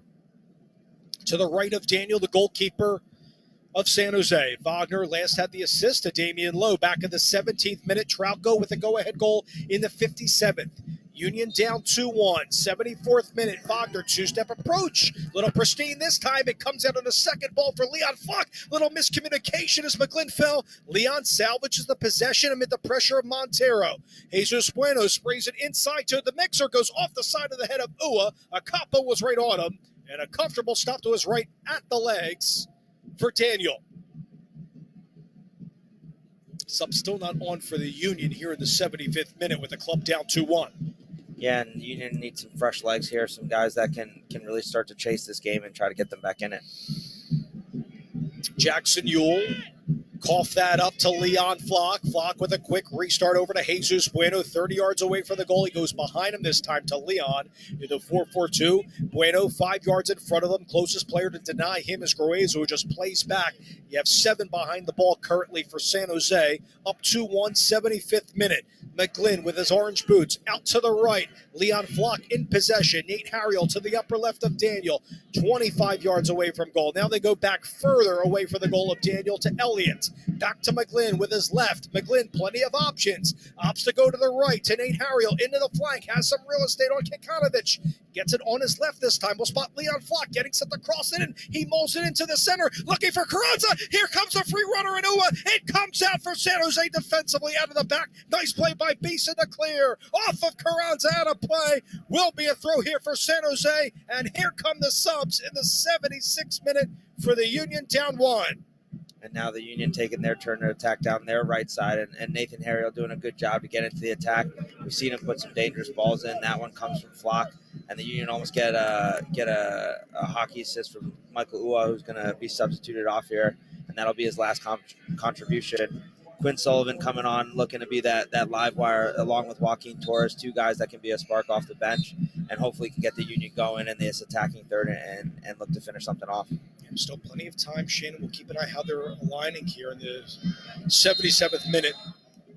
It is a 2-1 San Jose lead. A foul called on Wagner, pushing that Ebobisse towards the near touchline. Be a restart upcoming for San Jose for Espinoza. Deposits for 2024 Union season tickets are now being accepted. Don't miss out on seeing the boys in blue in Chester for the biggest party in Philly and beyond. Go to the Union website, PhiladelphiaUnion.com. Reserve those tickets now. Hopefully everybody has their popcorn, sitting back with some coffee, listening to us tonight. We thank you so very much for staying up with us. It's 2-1 San Jose on the road for the Union. Here at the home park of the Earthquakes at PayPal Park, San Jose, California. They spray it to the right. Good ball for Ebobisse. Settles towards the byline right in front of Elliott to the right of Andre Blake in the attacking end for San Jose. Up a goal. Kekanovich gets a touch there right in front of Glezis, but wide towards the near post. Wasn't on frame. Will come out for Blake as we begin the 78th minute. 2-1 Earthquakes. And again, San Jose smartly trying to look for that third goal to kill off the game here. Unfortunately, can't get it on frame as he tries to go with the outside of the right boot. Good work right here out of that distribution from Espinoza. Belong to San Jose, still in the attacking end. Still plenty of time for the Union to come back in this one. It's a 2-1 game. Espinoza crosses it in towards the penalty area. Settled for the chest of Nate Harriel. Cleared away out of the back by the Union. Trauco will see this go out of play. Will be a throw in their own end for San Jose defensively, who are unbeaten at home, 5-0-2. Again, trying to win their 4th consecutive on the road at 3-3-1 on the road this year. They are unbeaten at 9, 7-0-2, but that is in jeopardy tonight in San Jose before the bye week. By the way, Cincinnati, the only other game that's going on right now, is up 1-0. They got a late goal from who else? Luciano Acosta, who's on a tear in the 83rd minute. Boy, Pat Noonan's team is having a fantastic start to the season. We'll have to hope that those summer months slow him down a little bit more. We'll see. Versus team up the spine of the Union here for Ebobisse. It stemmed from the play of Rodriguez. Out wide, Trauco back to Montero, edge of the 18. Going to play ball right at goal, but it went high, thankfully, into the supporter section of San Jose called the Ultras. And Miro would want that one back for San Jose. Will come out for a goal kick for Andre. I just think that when will that pace start to dip for Cincinnati? Because it hasn't happened yet. They're unbeaten at home. They're killing it at the top of the Supporter Shield, leading the league in numerous areas. Yeah, we'll see. They've done a good job to restructure their roster. We know they have some moves that are upcoming as they've sold some guys, and they're going to be losing some players up top that are key players for them. So how they transition and how they add pieces around the players that they already have is going to be important as they move through the rest of the season. So the top four I see right now for the Union in the attacking end is you have Quinn Sullivan out to the right, Torres to the left, Carranza up top, and then Gazdag underneath right now. Glesnes out of the back. Looks like it's almost like a 4-2-3-1. Right. We're using Sullivan as a winger, which is more of his natural position, obviously, right? Yeah, trying to get some width, trying to get some more players higher up the field and look to really put pressure on San Jose, especially have them make mistakes in their own end and see if the Union can counter off of it. Yeah, so the third different tactical switch in this game for Curtin. All played back from Glesnes all the way in the back to Elliott, right in front of Andre Blake, but Elliott's 30 yards ahead of Andre. Bobasi, closest player for San Jose, trying to kill off this game in the 80th minute. 2-1 Earthquakes. Flag is up offside. Carranza off there thanks to the play of Beeson. And I'll say it again like I mentioned early on tonight, that San Jose 5 times this year from leading positions has relinquished the lead. The last one was a couple of games ago to Dallas when they were up 1-0. Then Dallas got a 94th minute equalizer. It's happened against LAFC, Austin, the Red Bulls, all the way going back to the first game against Atlanta where they were up 1-0 and then 2 late goals to Almada as Judson is going to come into the game, Shane, in the 81st minute for Jackson Ewell. Did not play last game out of Colorado with that scoreless draw for this Earthquakes team, who again is trying to go unbeaten now in 4 consecutive. Paul Murray is also coming in as well late to the game just for some insurance out of the back. He's been a frequent starter for this team. 76 minutes as a starter last game against Colorado. He comes in for the right back, Acapo, who started tonight. And San Jose trying to close the door behind them here and shut this game down as they add some more defensive presence onto the field. They know exactly what you're talking about. They understand that they've had some moments and some shakiness at the end of the games, and they're definitely trying to do a good job of making sure that they tighten up at the back and not give up these late chances that have helped them drop points so far this season. 82nd minute, Union on the ball here. Quinn Sullivan, fresh off the Under-20 World Cup, will spot his fellow comrade and Under-20 player in McGlynn. Look at Joaquin Torres cutting inside. Torres off of Judson. Gazdag tries to make a quick run. Rodriguez gets there first, but gets it right back to Wagner, 40 yards away from goal, off the edge of the boot of Joaquin Torres. Out of the back, Rodriguez marked by 2 and Torres and Quinn Sullivan towards the corner, just trying to win a goal kick. Torres gets taken down. No call from Seghafi, cleared away by Judson in a 2-1 game, 82nd minute. Still in the attacking half. Foul called here against Gruezo. Carranza went down to the grass here in San Jose, and a free kick upcoming for the Union, down 2-1, 83rd minute to the upper right of Daniel. And good job by the Union to win the ball back higher up the field and then create a set piece. Can they do a good job of making sure that they are dangerous on these set pieces and they're giving themselves a chance to put it in a dangerous area here? 83rd minute, free kick here for the Union, down 2-1 at San Jose. Wagner's on the ball. A bevy of players, man marked to the top of the 18. Wagner with a 2-step approach, whacks that one in, gets off of the foot of Glesnes. Elliott was there towards the end line. It comes out offside. The flag is up from the AR on the near side of the field. Peter Balcionas comes out here for San Jose. Another good ball by Kai. Unfortunately, they're a little bit offsides. Couldn't get to it as it seems to be a little bit far in front. Not sure I see the offsides there, but referee was pretty sure about it and flagged it pretty soon. So maybe Gazdag by a hand? Yeah, I think it would have ended up in a goal kick regardless. So unfortunate for the Union. Good opportunity that goes missed. In the last loss, April 8th, of course, in league action at FC Cincinnati. By the way, Vancouver, the only other game going on, just equalized on a penalty. It's in the 90th minute. It's a 1-1 game, Cincinnati and the Whitecaps. Torres to the upper right of Daniel. Sprays one into the back post. Goes off that of Gazdag. Sullivan inside the 18. Here's an opportunity for the Union. Harriel Pass Kekanovic. Sullivan will find McGlynn on the top of the D. McGlynn turns on his left, sprays it forward, looking for Leon Flock. Cleared away out of the back by Beeson. Here's San Jose with Klesnitz. 10 players behind the ball now, trying to close up shop, just closing the space down quickly and not allowing the Union to have anything into the middle. Wagner towards the edge of the 18, over to the opposite end of the field. Sullivan turns, past Kekanovic, over to Harriel, 25 yards away. It's McGlynn who's on the ball, marked by Montero in a 2-1 game, 85th minute. Union in the attacking half, but it goes off of the right boot of Quinn Sullivan. From Harriel, the two were too close together. It was too heavy on the pass from Harriel in a 5-yard sequence. Turnover the defensive half to San Jose as they're up by 1, 85th minute. And a good sign for the Union is that they're still pushing in this game. They're still trying to look for that opportunity. They're getting numbers forward. Can they find that final pass that allows them to score an equalizing goal here? San Jose last beat the Union. Got to go all the way back to 2013. Hard to believe. Jim Curtin has not lost to San Jose. Montero on the ball. Leon Flock trying to chase him from behind. The same with McGlynn. A good play by Jamiro Montero out to the left to Benjamin Kekanovic. Kekanovic is 40 yards away for the Blake goal. San Jose is in possession, spinning in a 360. In possession with his yellow boots. Swazi Bobasi. Paul Marie comes up from his right, sprays it down on the grass, intercepted by Glezis. Nice job there to thwart the progress in the 18 of Bobasi. Elliott spins. Foul called coming up against Jamiro Montero. Taking down Elliott with a quick restart. It's like Coffey's going to blow this dead and get the ball back as Elliott wanted to go quick.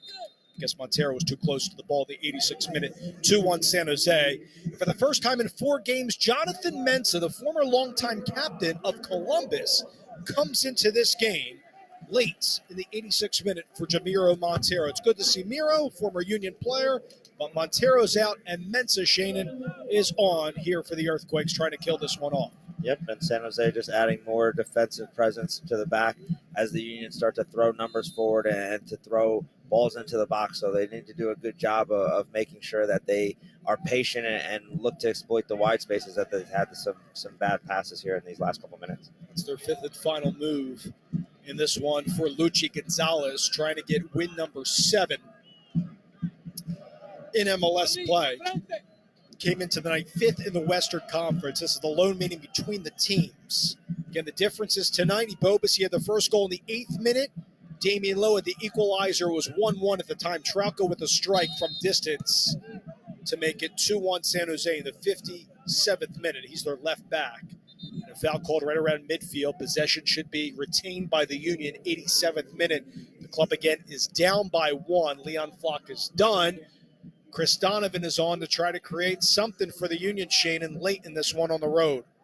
Yeah, good game by Leon Flock, but just not needing the extra numbers defensively, especially with the Union chasing the game here. Going to throw on another forward and seeing if they can match up what San Jose is putting on the field with their defensive lineup here. Donovan did not play, by the way, against Montreal in that 3-0 win. He last played 13 minutes off the bench against Charlotte in the 1-0 victory. Anyhow, Gazdag on the ball, 30 yards away to the upper left of Daniel. Gleznis now collects. Will spot McGlynn. Good triangular passing out wide for the Union. Sullivan on it now. Quinn picks his head up.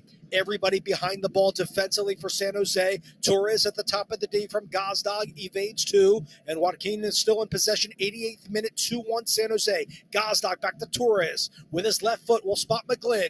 Back to Gazdag at the top of the D. He curls this in looking for Nate Harriel. Cleared away by Kekanovic. Harriel recollects. Out to the top. Gleznis 23 yards away. 2-1 San Jose. Gazdag toe pokes that forward. Cleared away by Gruezo. And San Jose now playing in like a back 7, it looks like. So really just understanding that they can't give up another chance. They don't want to give up a late goal. You need to do a good job of unlocking the door here and trying to find that final pass that'll get them. McGlynn flacks that forward off the head of Wagner. Daniel goes up. Miscommunication out of the back. Cleared away. Nice work there by San Jose out of the back as Daniel collided with one of his defenders, but he got some help with the left side inside his 18. And the ball goes all the way to the opposite end of the field in the 89th minute. The Union are down 2-1. McGlynn in possession, marked quickly by Espinoza. Ebobasi also up top. Everybody else behind the ball. Sullivan collects at the midway line. out to the right in Harriel, all the way back to Glesnes. 89th minute, 2-1 San Jose. Union in possession with the young Jack McGlynn. McGlynn, 20-yard diagonal, will spot Joaquin Torres. Torres right around Judson, who's back centrally here, sprays it to the left, looking for Wagner, going up as Sullivan, 50-51 by the Union. Sullivan breaking inside, cleared away by Paul Marie. Espinosa recollects to the upper right of Daniel, towards the sideline. He'll go all the way into the back here, marked by Chris Donovan. Rodriguez spills. Now he recollects here, trying to win a goal kick here. He will not. Paul Marie does clear 30 yards downfield. It's going to be a lot of the San Jose just clearing the ball and the Union having a restart. So, again, need to do a good job of looking for those moments. I think that they'll still get one more. We'll see if they can capitalize on it. Glesnes, a long diagonal. Will spot Wagner off of his head. Targets Gazdag. Wagner back to Donovan. Now Gazdag, upper left of Daniel. Carranza at the top of the D. Over to Torres. Will spot McGlynn. 2-1 San Jose. Here's Gazdag on his right at the top of the D. Here's McGlynn. Options for McGlynn. Goes at goal just high. Might have took a deflection off of San Jose, and it did in front. Above Daniel, into the crowd. Will be a corner for the Union. Down 2-1 in the 90th minute. And again, Union just playing a little bit of ticky-taka at the top of the box. Takes a little bit of deflection, and Daniel makes a great save from the Union going 2-2 here. Wagner with a corner. It's an outswinger. Second ball. McGlynn at the top of the 18. Goes at goal. Deflects again off of San Jose's Espinosa. They'll concede another corner for Wagner. Well, 3 minutes of stoppage time. Minimum of 3 to culminate this one from PayPal Park in San Jose. Hang on, everybody. Here comes Wagner for another corner. He has a two-step approach. He mulls it inside towards the 6. Cleared away. Second ball. McGlynn has it at the top of the D, but well away from goal of Daniel. He'll redirect it out to the right. Torres on the ball. Goes right to the mixer. Down to the back post. Wagner, a strong header. Goes back to the tip of the penalty area. And Chris Donovan played it to his left. Nobody was home. It's cleared down the left of the field for Espinosa. In a 2-1 San Jose lead. Not a great play from Donovan. Espinosa sprays it over to Kikanovich, who's nearly 1v1 with Andre Blake, racing towards the corner flag is Elliott. This is not good news for the Union. Ball played towards the corner. Kikanovich is trying to win a corner. Elliott does well, goes off of the back heel of the white boot of Kikanovich. Will be a long throw, but deep in their own end for the Union. 92nd minute. Probably have about 1 minute left in this one. Whistle down from Sekhafi. I think he wants another restart here for the Union all the way in the back. Yeah, he didn't like the Union's taking a couple steps forward. Wagner back to Elliott. Here comes McGlynn. Probably have 40 seconds left in the game. Union are down 2-1. McGlynn over the top, a 40-yard ball. It was good and onside the Donovan to the upper right of Daniel. Met by Rodriguez. Nice play by Rodriguez. Now dribbling towards the corner on Chris Donovan and quite frankly out-muscling Donovan. Rodriguez gets it back and the foul called against Donovan. Just a little bit of time wasting now as time will go off the clock and the Union will lose a chance to maybe get the ball into the box one more time here. Love the work rate from Chris, but Rodriguez out-physicaled him there. And it will be a restart deep towards the corner here for San Jose. Looks like they're going to go to unbeaten and now 4 and stay undefeated at home. You can see them taking all the time that they can to try and kill this game off. Now you're going to see the goalkeeper come up. No, they'll just play long and look to see out this game. In a 2-1 San Jose lead, they have it in the attacking end of the field, awaiting the whistle from Sekhafi here in San Jose, California. Earthquakes up 2-1. In possession, Ibobasi. Foul called, though, against the Union. And you can hear the crowd erupt here at PayPal Park as they'll go unbeaten at home at 6-0-2. They've only conceded 5 goals, 1 tonight to the Union. 5 goals allowed at home this year for a much improved San Jose side. Judson on the ball, over to Espinosa, 30 yards away from Andre Blake's goal, to the left of Blake. Judson towards the corner, waiting that whistle here from Sekhafi, but first a foul called, favoring San Jose, a push out of the back. The Union are going to fly cross-country with their 5th loss in league play, just awaiting that final whistle. Will be a restart towards the corner here for San Jose in front of their supporters. There's that whistle from Sekhafi, and that will do it from PayPal Park. And the unbeaten streak for the Philadelphia Union is halted at 9. It's their first loss since April 8th at FC Cincinnati as they go down 2-1 at San Jose tonight. Yeah, and just a poor start to the second half after they clawed their way back in and almost had a chance to go up 2-1. Didn't think they started the second half well, and they started to concede some ground on that right-hand side. And unfortunately for them, they lose to a great goal from the left back. So out of all the people that you want the ball to fall to, it's their left back, and unfortunately he pings it to the top corner. Yep, it was Troutko with the game winner in the 57th minute as San Jose goes unbeaten in 4 consecutive games, and they stay unblemished at PayPal Park. We'll wrap up the broadcast on the other side. Again, a final 2-1 favoring San Jose over the Philadelphia Union. We're back for a post-game report after this on 97.5 The Fanatic.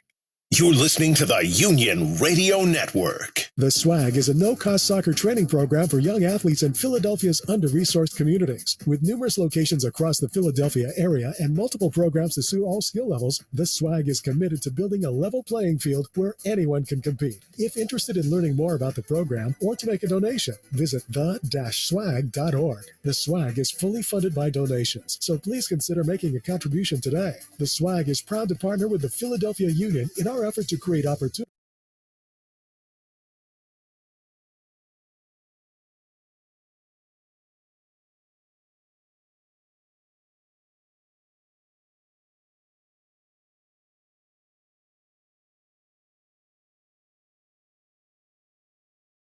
Cincinnati fans and people that watch the game and watch the team closely, it's like, well, we've been pulling those games out. That's just kind of what we do, is win 1-goal games this year. But unfortunate foul at the end leading to the penalty, and we lose 2 points. But I think in the end, again, as we kind of get a little bit of distance between now and this game,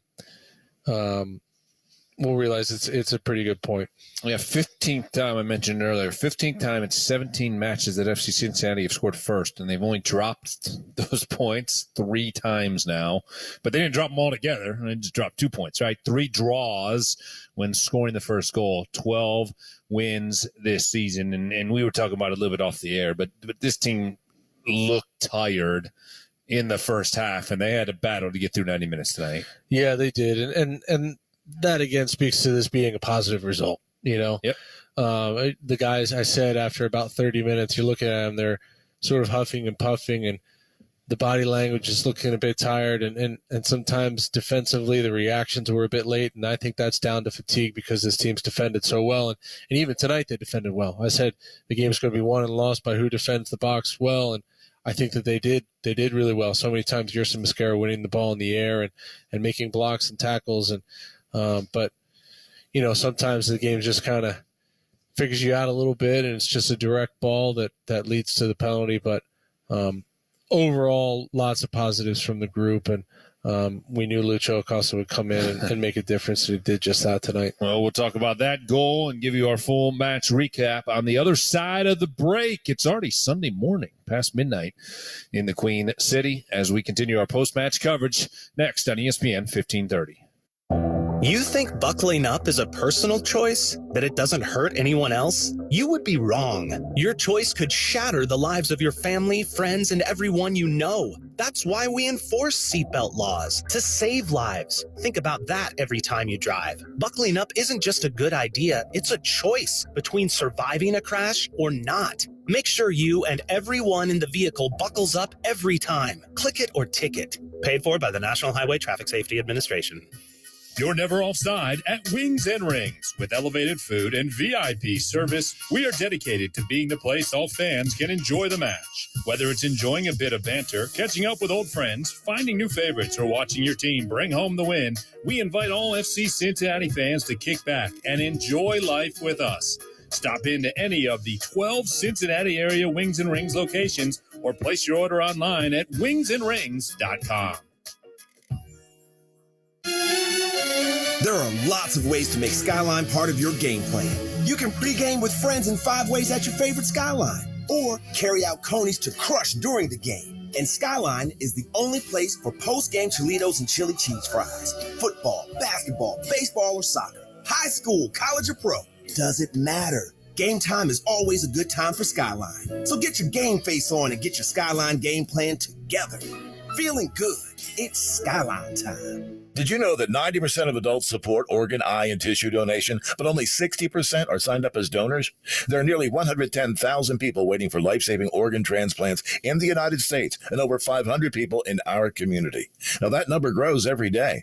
Educate yourself on the powerful truths about donation and take a proactive role in your health and the health of your community. Regardless of age or medical history, anyone can be a potential donor. Register your decision to donate at lifepassiton.org. Tom Glenn and Jeff Lorenowitz back with you as FC Cincinnati and the Vancouver Whitecaps. A 1-1 draw tonight. The Orange and Blue now 12-1-4 on the season. The Whitecaps 5-5-7. Now with 22 points in the Western Conference. They began the night at 6th place. Of course, with the late match, this is the final match of the night. We'll give you the full MLS scoreboard here before we go off the air. FC Cincinnati, their 4th draw. All 4 draws have been on the road this season. How did we get there? Well, we had a scoreless first half yet again for the Orange and Blue, and then it was the second half substitution. Luciano Acosta came on and scored a goal that felt impossible.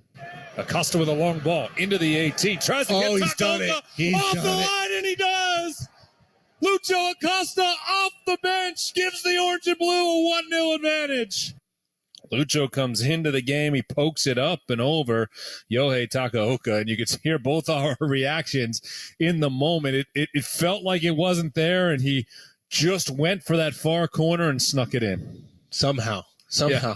Takaoka still can't believe that it found its way over his head, but when you watch the replay and you look at the angle and you think about it being on his left foot and how difficult, I mean, there's only really one place the ball can go, and he put it exactly there.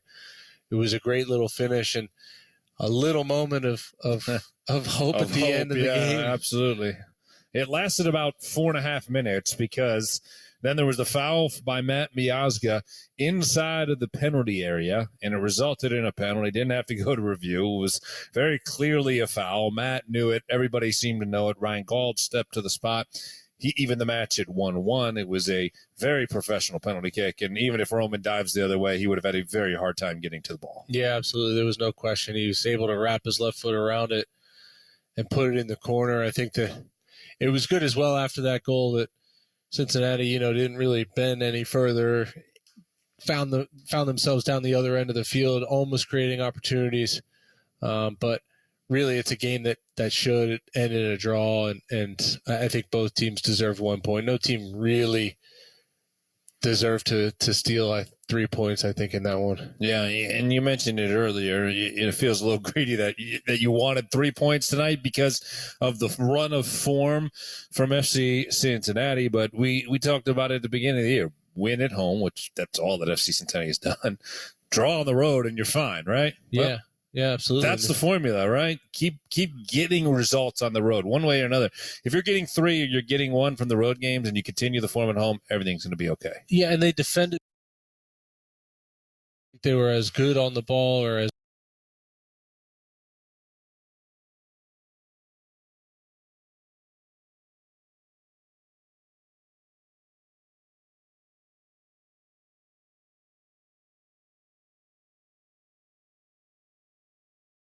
he wasn't a passenger, he wasn't a DP.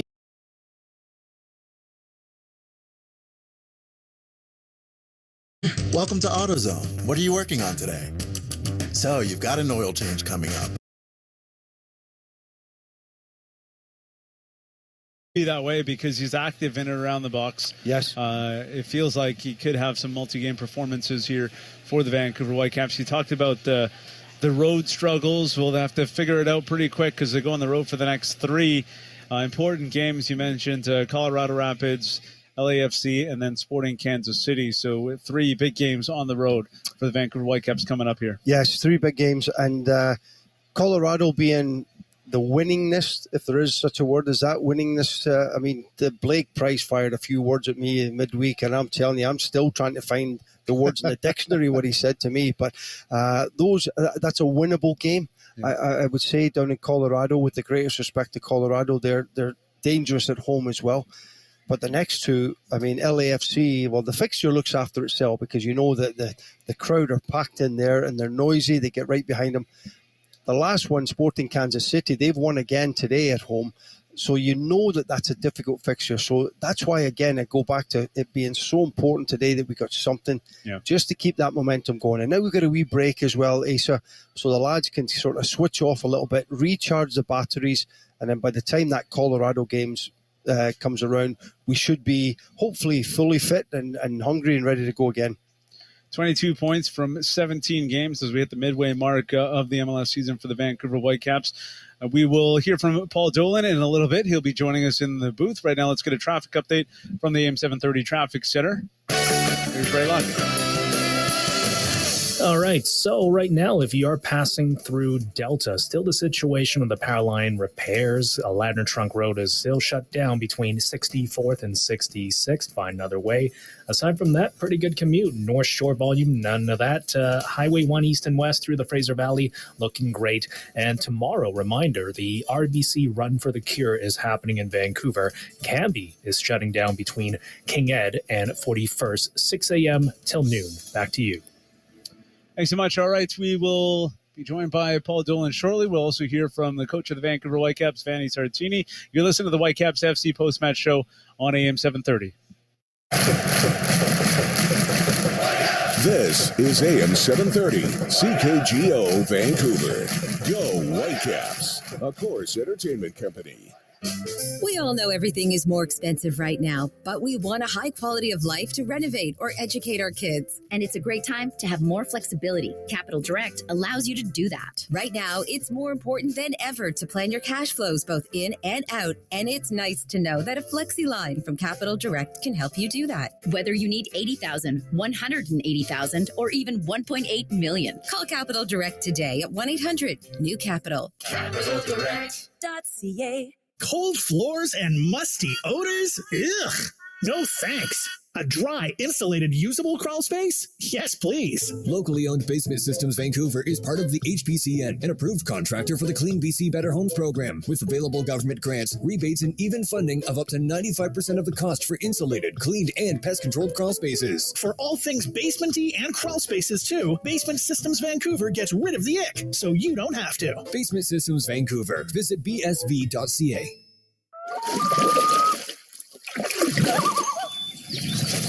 Indigenous cultures in BC are as diverse as the natural beauty of BC, attracting visitors from around the world.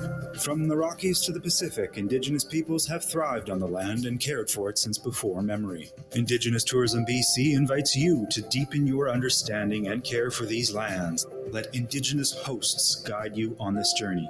Our story, your experience. IndigenousBC.com. Worried about warts, pre-skin cancer, age spots, skin tags, spider veins, or skin lesions? Visit whiterocklaserclinic.com. Guaranteed results with 20 years in business. For a free consultation, call 604-535-8555 on George Street in White Rock. Thanks to all the car donations made to the Kidney Car Program, the Kidney Foundation of Canada can help numerous people living with kidney disease right here in BC. These donations are instrumental in providing them with programs and invaluable support. When you give your car to the Kidney Car Program, it'll be towed for free and recycled or resold. You'll also receive a tax receipt of at least $700. To continue to improve the quality of life of thousands of patients, the Kidney Car Program needs your car today. Visit kidneycar.ca. Safety is the foundation for the 100-plus years of success that generations of union ironworkers, men and women, Indigenous people and minorities stand upon. The bridges, buildings, and structures the Ironworkers Local 97 build keep our communities connected and our economy growing. If you value paid training and safety on the job, great pay, and a better future with benefits, apply today. Apprenticeships available too. Do more than just a job. Invest in your future. Join local97.com. Wasps! Wasps! Get inside now! Wasps or other pests trapping you indoors? Contact Westside Pest Control for fast, safe, and effective removal. Now serving communities from Horseshoe Bay to Chilliwack.